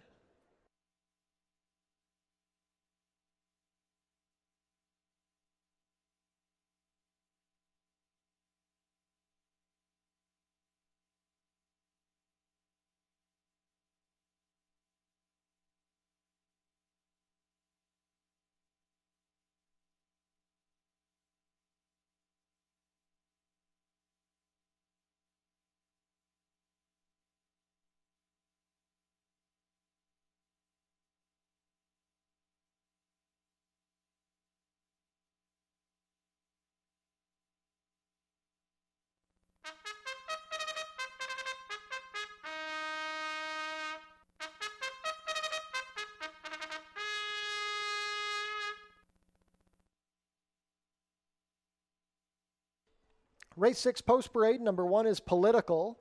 Mark Lee Buchanan rides for trainer Julie Mathis and owner Bruno Schickadans. Number 2 is Loquacious. Juan Crawford pilots for trainer Gary Chidobiak and owner Catherine Morissette. Number 3, Beyond My Dreams. Edgar Zenteno has the call for trainer Julie Mathis and owner Bruno Schickadans. Number 4, Hadassah's Devil. Pierre Mailhot pilots for trainer Richard Davis, who owns in partnership with Catalano and Notso. Number 5 is Half Lit. Kirk Johnson rides for owner-trainer Howard Keene. Completing the field, number 6, Diamondback.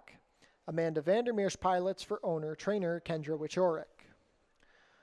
1 minute to post for race 6, start of the final pick 3 on today's card.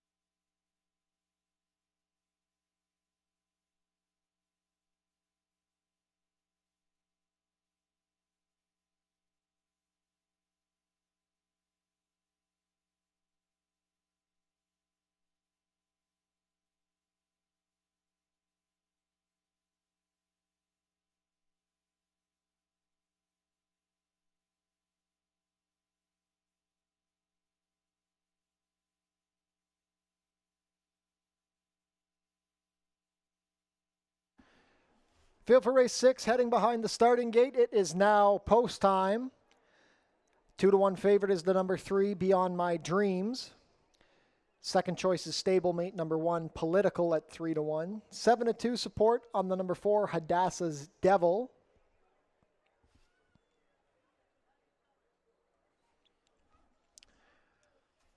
First up, Political and Mark Lee Buchanan.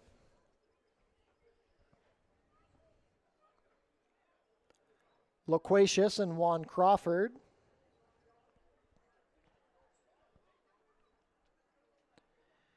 Beyond My Dreams and Edgar Zenteno. Hadassah's Devil with Pierre Mailhot.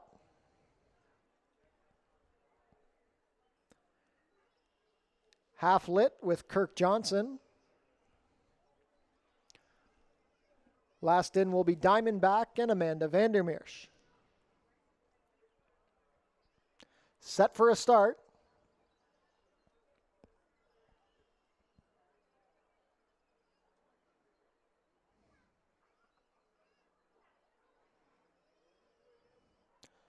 And they're off. Half Lit broke sharply with Diamondback and Beyond My Dreams showing up. Hadassah's Devil racing in 4th early with Political along the inside. The early trailer as they race out of the chute is Loquacious. It's a duel up front. Diamondback with a very, very narrow lead from Half Lit. Trying to slip up the rail and join them is Beyond My Dreams. Well spotted in 4th, about 2 lengths off the leader is Hadassah's Devil, but he appears to be tugging at Pierre Mailhot. It's a gap of 3 more to Political and still at the back, Loquacious. The opening quarter is 23-1. They have 3.5 furlongs left to race, and they are 3 across the track as they race into the turn. Beyond My Dreams is saving ground. Half Lit is in the middle, and Diamondback is 3rd. Hadassah's Devil 1.5 off the leaders, angling to the outside. Political saving ground, and Loquacious only has 4 lengths to make up. Just over a quarter of a mile to race. 46-2 to the half. In the lead, it's Half Lit, ahead better than Beyond My Dreams. At the head of the lane, Half Lit fighting on with Beyond My Dreams. Political angling to the outside, making a run with Hadassah's Devil. 4 across the track with 1/8 of a mile to go. Half Lit clinging to the lead. Beyond My Dreams is there, and here's Hadassah's Devil. Political lost his path. It's Hadassah's Devil in front. Hadassah's Devil and Pierre Mailhot on top. Hadassah's Devil wins. Political might have just got up for second over Beyond My Dreams, then Half Lit. 118-3.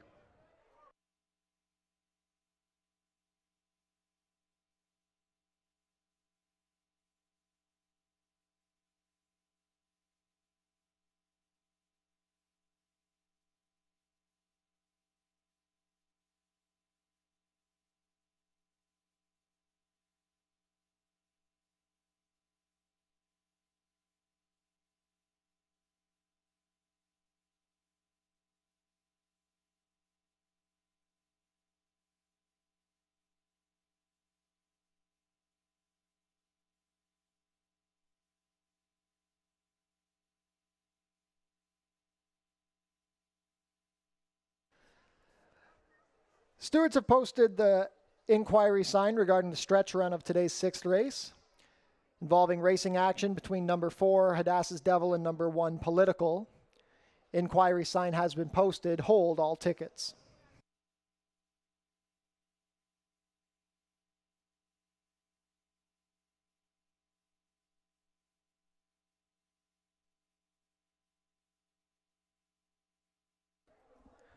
Unofficial order in race 6 is number 4, Hadassah's Devil.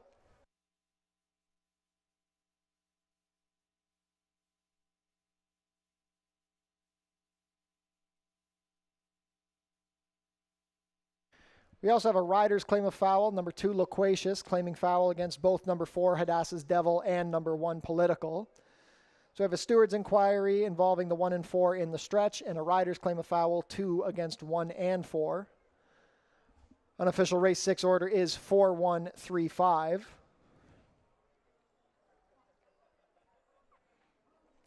Hold all tickets as this inquiry is in progress.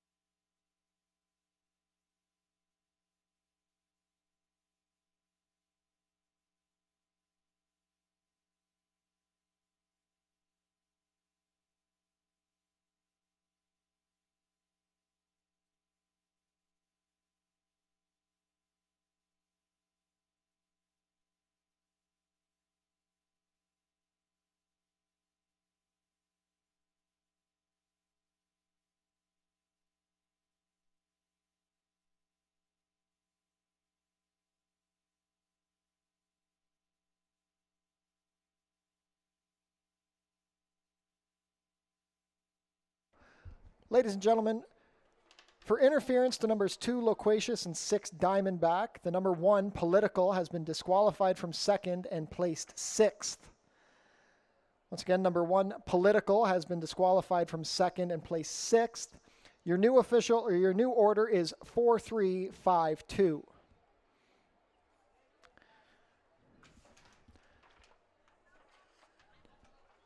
And now in the winner's circle, unofficial winner of today's 6th race, number 4, Hadassah's Devil. Hadassah's Devil is a 5-year-old chestnut gelding by Daredevil out of Lady Hadassah, bred here in Ontario by Alan Bill Allwelling. Ridden to victory today by Pierre Mailhot. Hadassah's Devil is trained by Richard Davis, who owns in partnership with Catalano and Notso. That is a double on the card for the team of Davis, Catalano, and Notso. 5th lifetime win in 29 starts for Hadassah's Devil. He completes the 6 1/2 furlongs today in a time of 1:18 and 3. Hold all tickets until race 6 is made official.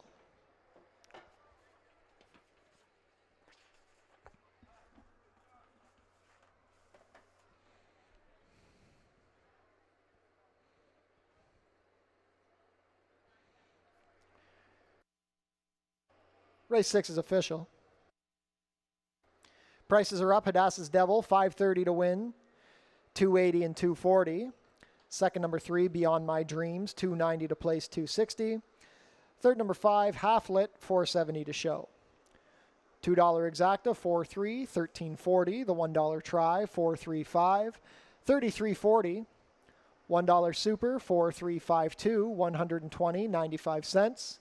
The $2 double, 1-4, $11.90. $1 pick 3, $14.40.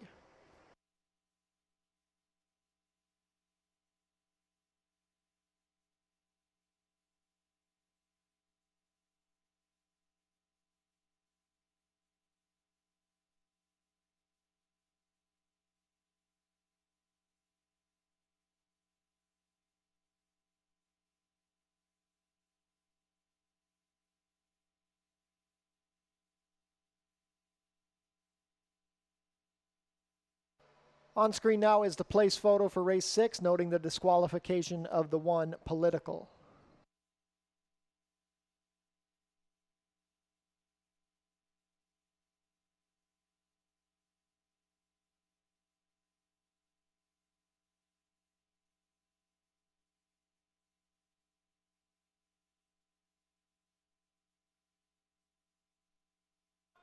Race 7 is coming up in 16 minutes. There are no changes.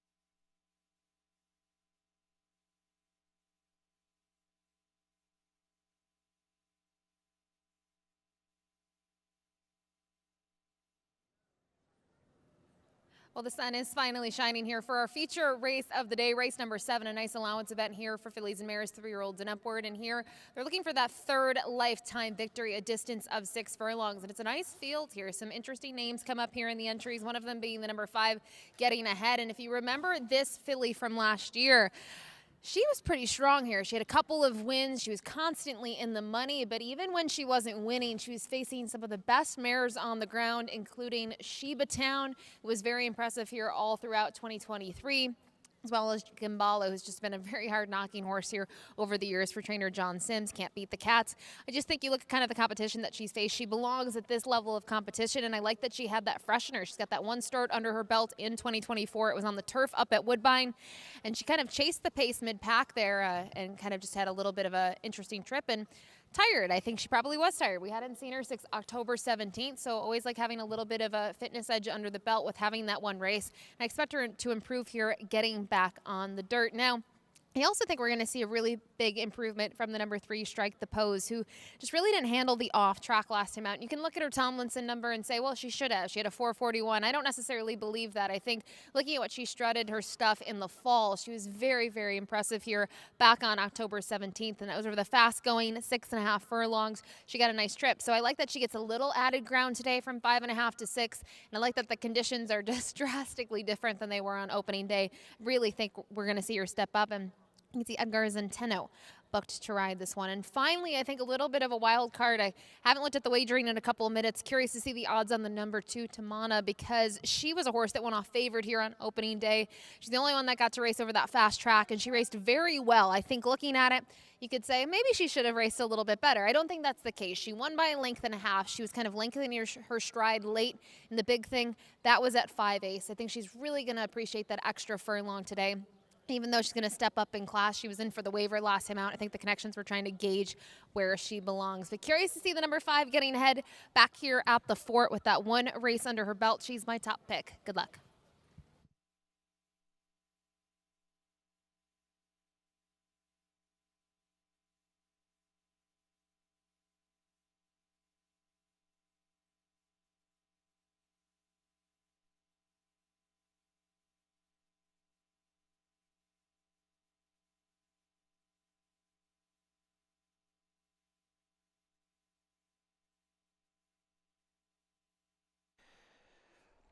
Field is making their way on track for today's 7th race. Race 7 is an allowance event for fillies and mares 3-year-olds and up, which have never won 3 races. Traveling a distance of 6 furlongs, competing for a purse of $24,600. Race 7 offers win, play, show, exactor, 20-cent try, double, and 20-cent superfecta wagering.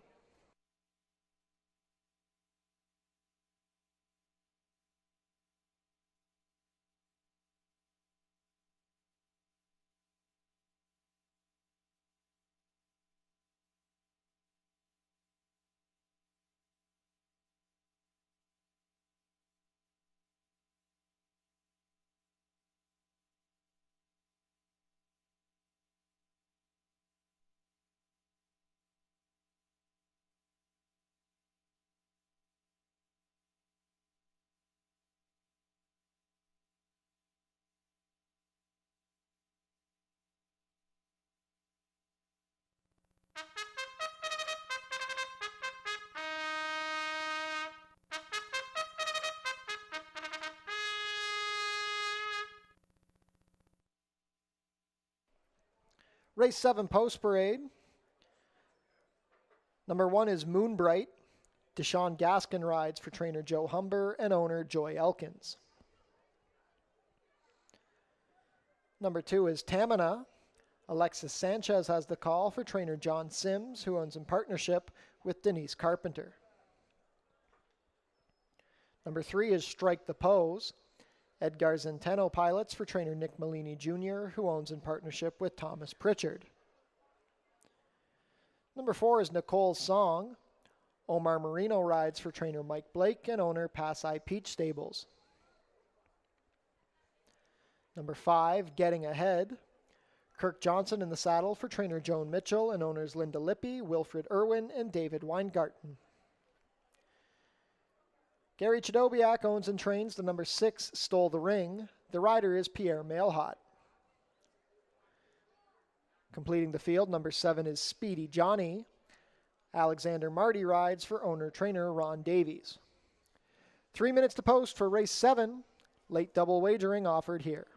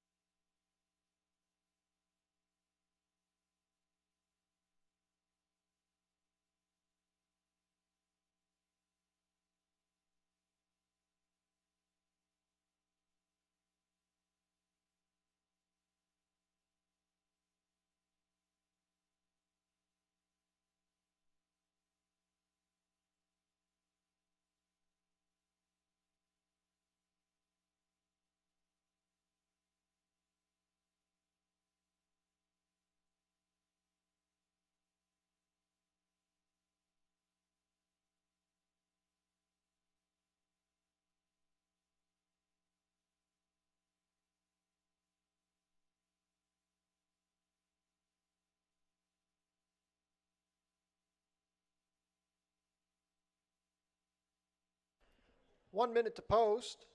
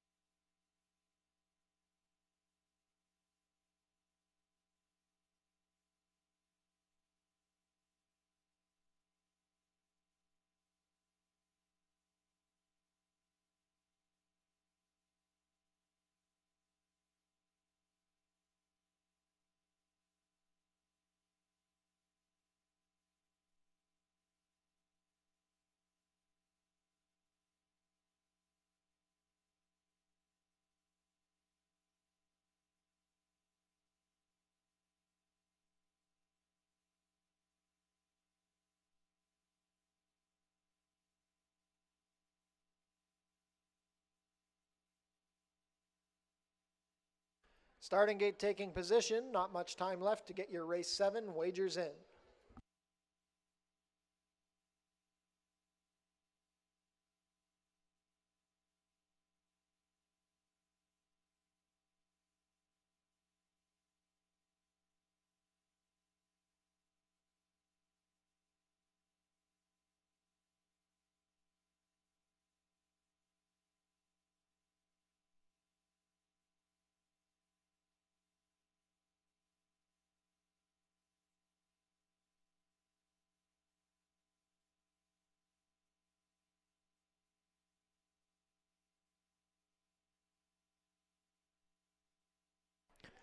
Field for race 7 is behind the starting gate. It is now post time. 8-5 favorite is the number 5, Getting Ahead. 5-2 support on the number 1, Moonbright. 4-1 on the number 3, Strike the Pose. Field of 7 to kick off the late double. Moonbright, the first to go in under Deshaun Gaskin.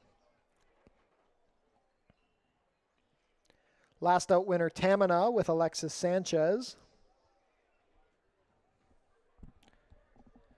Strike the Pose and Edgar Zenteno. Nicole Song, Omar Marino.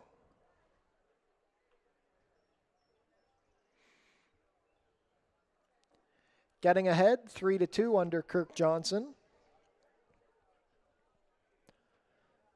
Stole the Ring with Pierre Mailhot.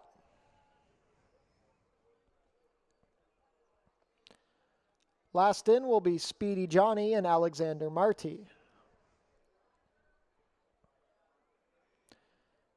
Set for a start.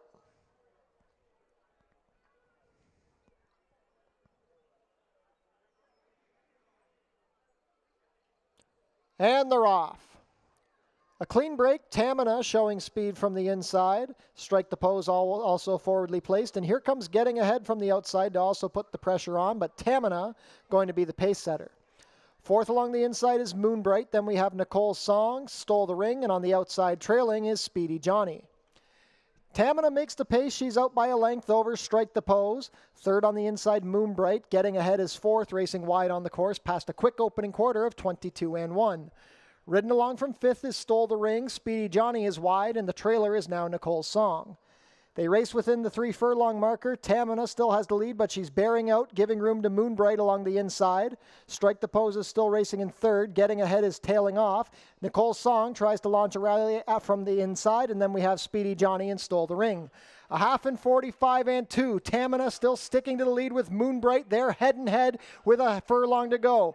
Tamina, a short advantage. Moonbright not giving in. Strike the Pose, and here comes Nicole Song trying to rally up the inside. Moonbright has taken the lead from a stubborn Tamina. It's Moonbright and Deshaun Gaskin. Moonbright going on to win by 1.5. Moonbright over Tamina, then Nicole Song and Speedy Johnny. 1-10-2.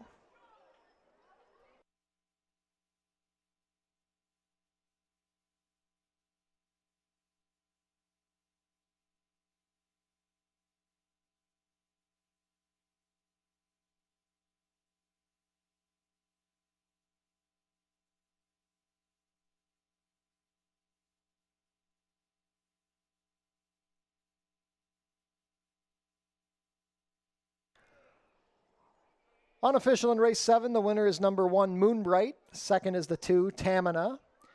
Third at 40-1 is number 4, Nicole Song. Fourth, number 7, Speedy Johnny. Unofficial race 7 order is 1, 2, 4, 7.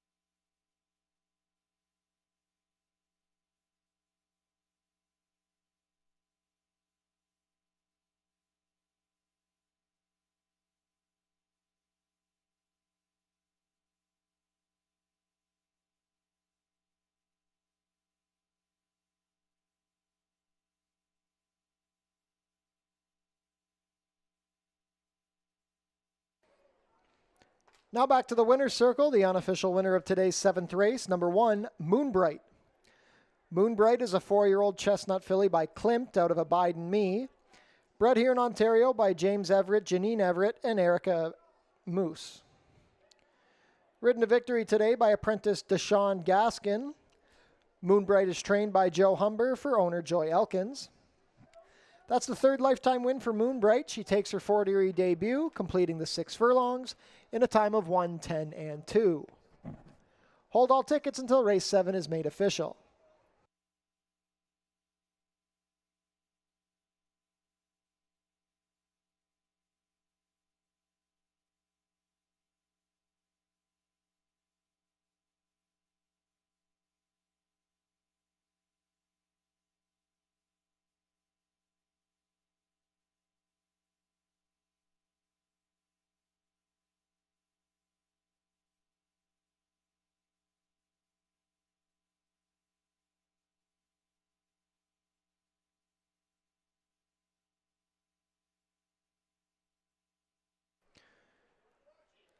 Race 7 is now official.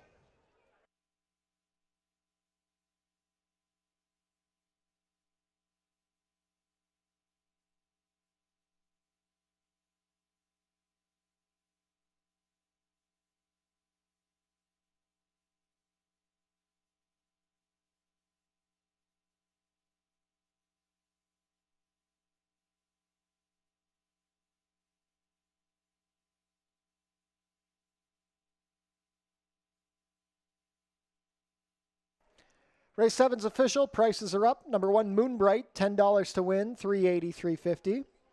Second, number 2, Tamina, $290, $230. Longshot Nicole's Song, in for show, $10.70. $2 exacta, 1-2, $28.50. The $1 try, 124. $146.95. $1 super, 1247, $765.50. $2 double, 4-1, $30.20. And the $1 pick 3, $34.65.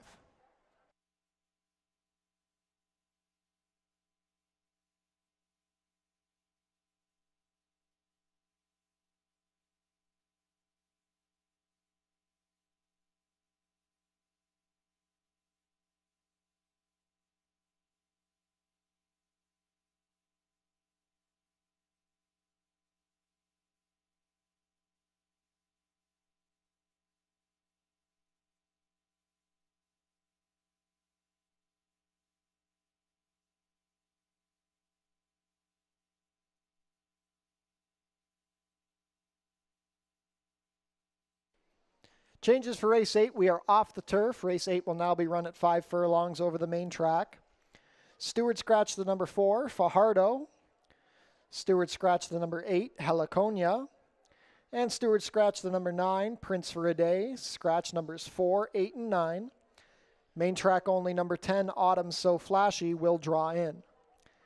18 minutes to post.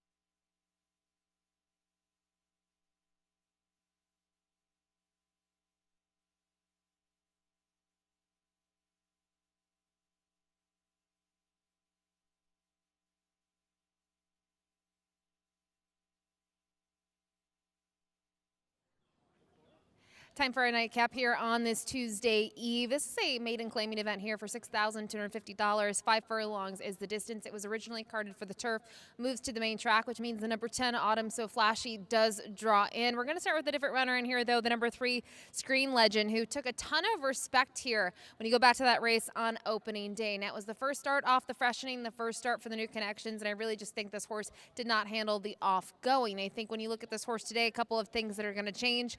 Blinkers on being the main one. That race stays at the 5/8 distance, though, and you're getting a fast track. So hoping that makes the difference here for this on a big screen. Prior to that, you can see those races 2 and 3 back. At least she's shown a little bit of gate speed, and I'm hoping that we see that once again today. He didn't show a ton of it here over the off-going, but maybe he needed that race to kind of sharpen up, so I will use him on top. But I mentioned the number 10, Autumn So Flashy, draws in, and on paper, he's arguably the gelding to beat. I know he's 0 for 20 in his career, but you look at him, you look at his numbers and the levels that he's been at. Last year, we saw him against maiden special weight competition for a majority of his races here at Fort Erie, and, you know, he fared pretty well. He was at least picking up checks in just about every single start. He was 9 for 18 in the money. He's had time off, which I love because he did race 18 times in 2023.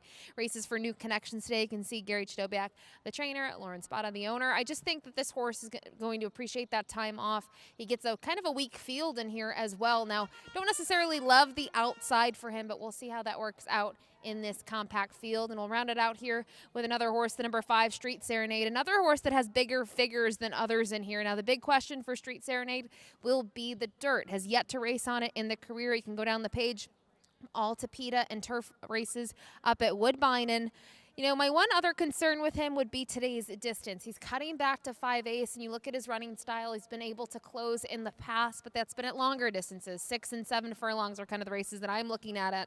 But when you go back to November and October of last year, and I just wonder, is 5/8 going to be short for him? I think what he'll need is some sort of pace meltdown, and against this level, I'm not sure he's necessarily going to get that. But with that said, you never know what happens. You look at his numbers, he's certainly got some of the better figures overall in this field, and a couple of nice local works. The last 2 here at Fort Erie have been really nice here for trainer Steve Cathcart. So we'll see what happens.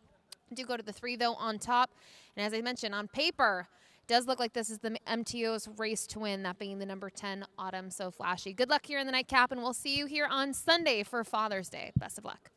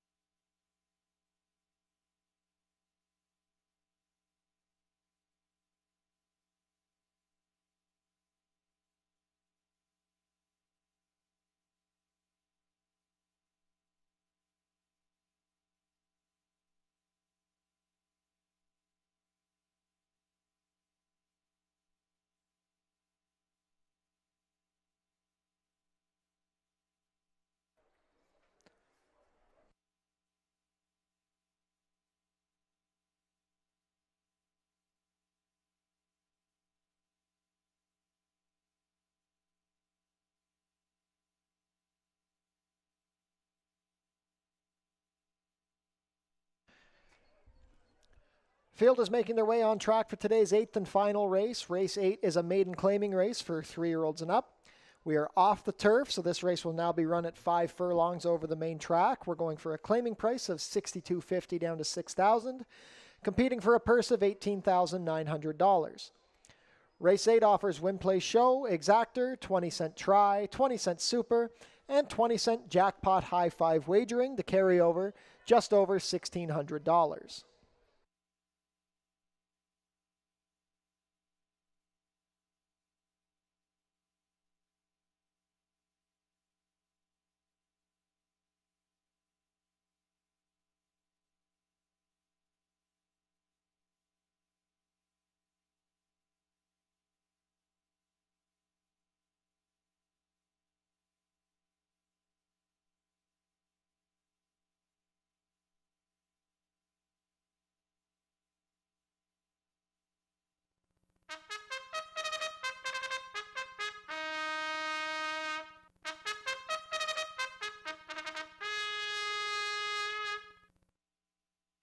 Race 8 Post Parade, number 1 is Best and Final. Deshaun Bino rides for trainer Josh Robillard and owner Radcliffe Racing Stable. Colebrook Farms owned the number 2, You See Me. Juan Crawford rides for trainer Patrick Dixon. Number 3 is Screen Legend. Edgar Zenteno in the saddle for trainer Julie Mathis and owner Racing Canada Incorporated and John Brown. Scratch the 4.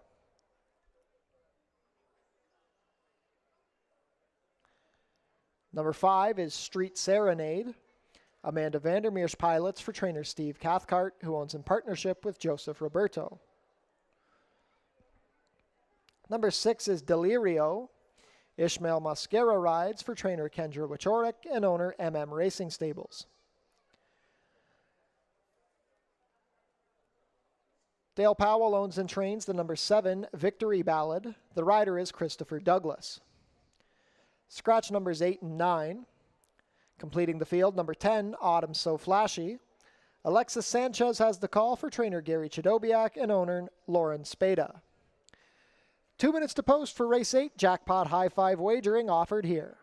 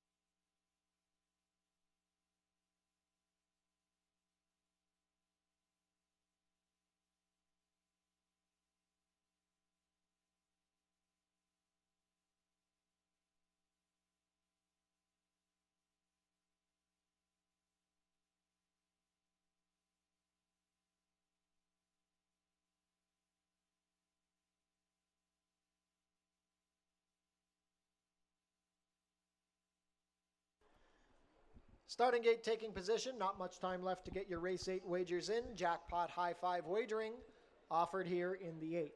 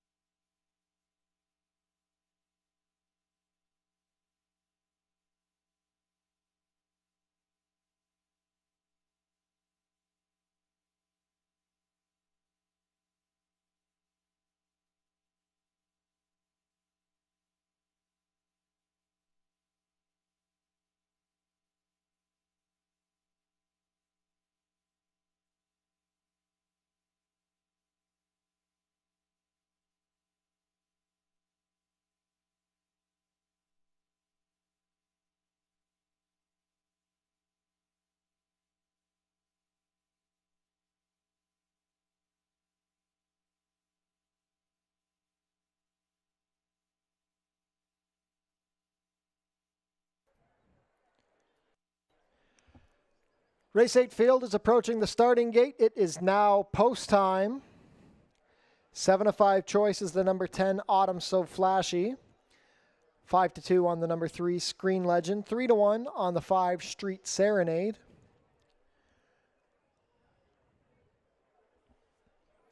Jackpot high five wagering offered here in the 8th. First up, Best and Final with Deshaun Bino.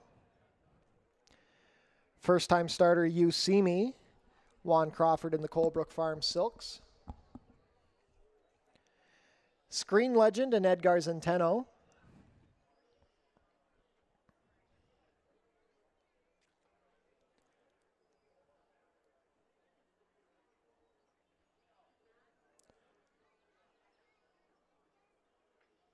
Street Serenade with Amanda Vandermeersch.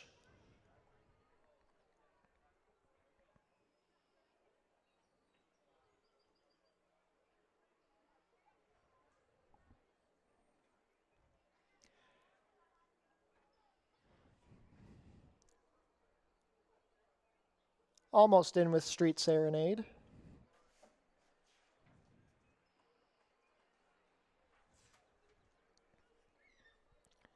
Delirio with Ishmael Mascara. Chris Douglas aboard Victory Ballad. Last in will be the 6-5 favorite, Autumn So Flashy with Alexis Sanchez. All set for a start. And they're off. Autumn So Flashy out sharply from the far outside. Showing up is Screen Legend. Delirio between horses, Street Serenade. Victory Ballad racing in 5th, about 2 lengths off the lead. Then we have Best and Final. The early trailer is You See Me. Slipping up the fence and taking the lead, it is Screen Legend and Edgar Zenteno. Delirio is second in the middle with Autumn So Flashy at 3-5 third. Gap of 2 to Street Serenade in 4th, 1.5 to Victory Ballad, then Best and Final and You See Me still at the back. The opening quarter was 23 flat and 3 wide. Autumn So Flashy is now taking the lead. He's up by a length. Street Serenade angling to the outside to launch his bid past Delirio and Screen Legend. Best and Final trying to get going from the back. At the head of the lane, it is Autumn So Flashy, but here comes Street Serenade down the outside. Street Serenade puts ahead in front of Autumn So Flashy. Best and Final getting into third. It is Street Serenade taking the lead from Autumn So Flashy, coming down to the wire.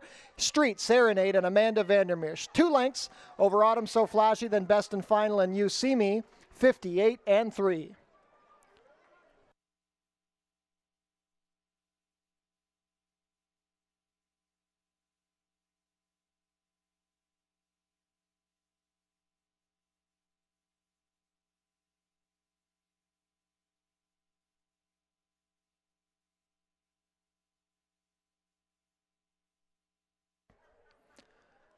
Unofficial in race 8, the winner is number 5, Street Serenade. Second, number 10, Autumn So Flashy. Third, number 1, Best and Final. Fourth, number 2, You See Me.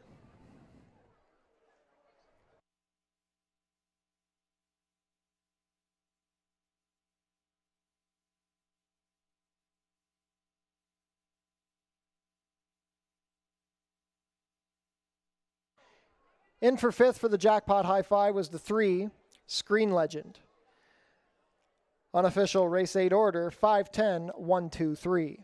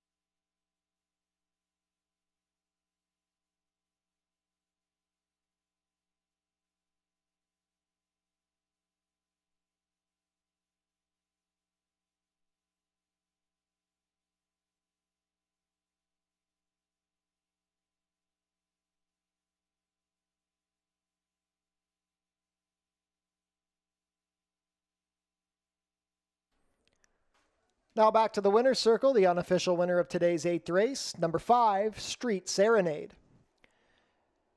Street Serenade is a 4-year-old dark bay or brown gelding by Seattle Serenade out of Leeson Street Lady.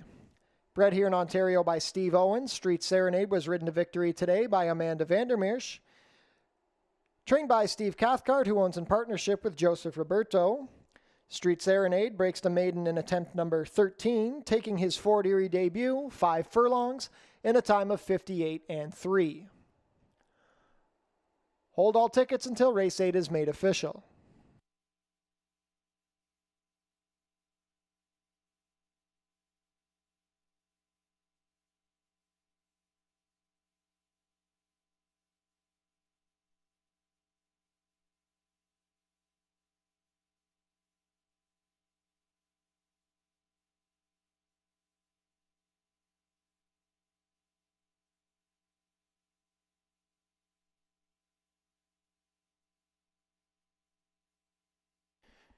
Race 8 is now official.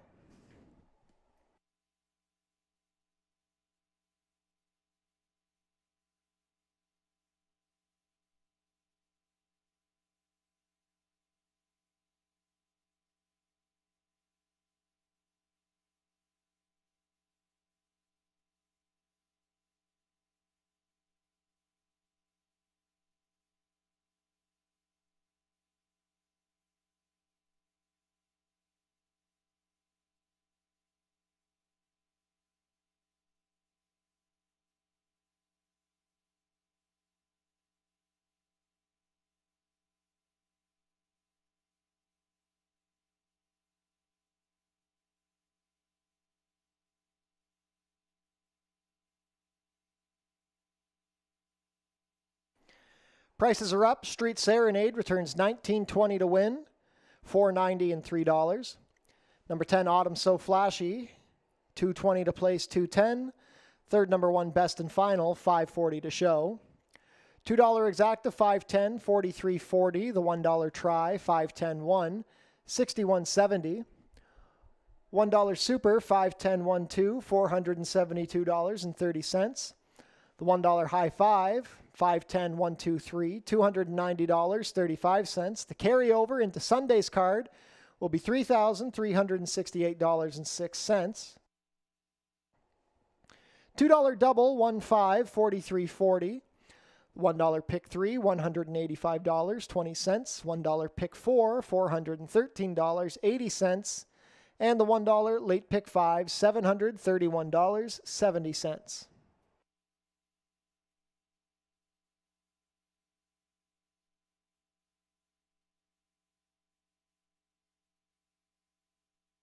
We had a claim out of the 8th race, number 2, You See Me, claimed by owner-trainer Dale Powell.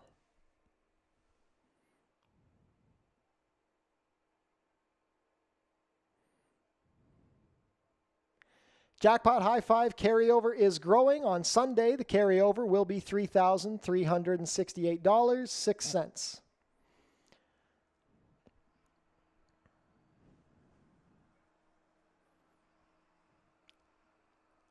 Visit our website, FortErieRacing.com, for information about everything going on at the track, special events, wagering info, and all other info about what's happening here at the Border Oval. Racing will be back on Sunday, June 16th, our special Father's Day card featuring a first post of 12 p.m. Be sure to come out for Father's Day at the races. Vendors, farmers markets, food trucks, all going to be here to celebrate Father's Day. And of course, we can't forget Fluffy the Clown, who will be here on Father's Day, the Dog Racing Days, and Family Day on July 1st. Fort Foodie Fest taking place on July 7th, starting at noon. Food trucks from all over will be here at the track, event sponsored by Silvergate Homes. Dog races are back at Fort Erie this summer. The fan favorite Wiener Dogs taking place on July 21st. Mark your calendars, the 89th running of the Prince of Wales Stakes taking place on Tuesday, September 10th.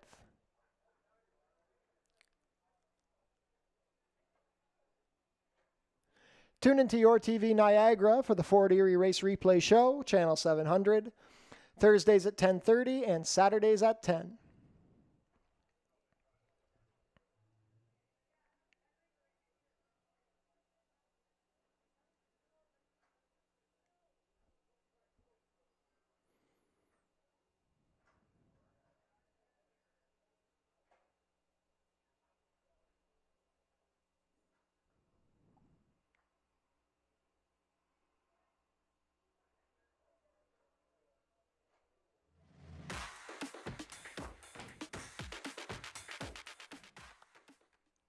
That concludes the racing action for another week here at Fort Erie Racetrack. We want to thank everybody for joining us here today. Turned out to be a lovely day towards the end half of the card. Don't forget, racing next week will be on Sunday with a first post of 12 o'clock. Sure to be a great crowd here for Father's Day. We hope everybody enjoys the Father's Day celebrations here at the Fort next week. Do not forget, there will be no Tuesday racing next week. Thank you to everybody who joined us here at the Border Oval today. Safe drive home, and we will see you on Sunday.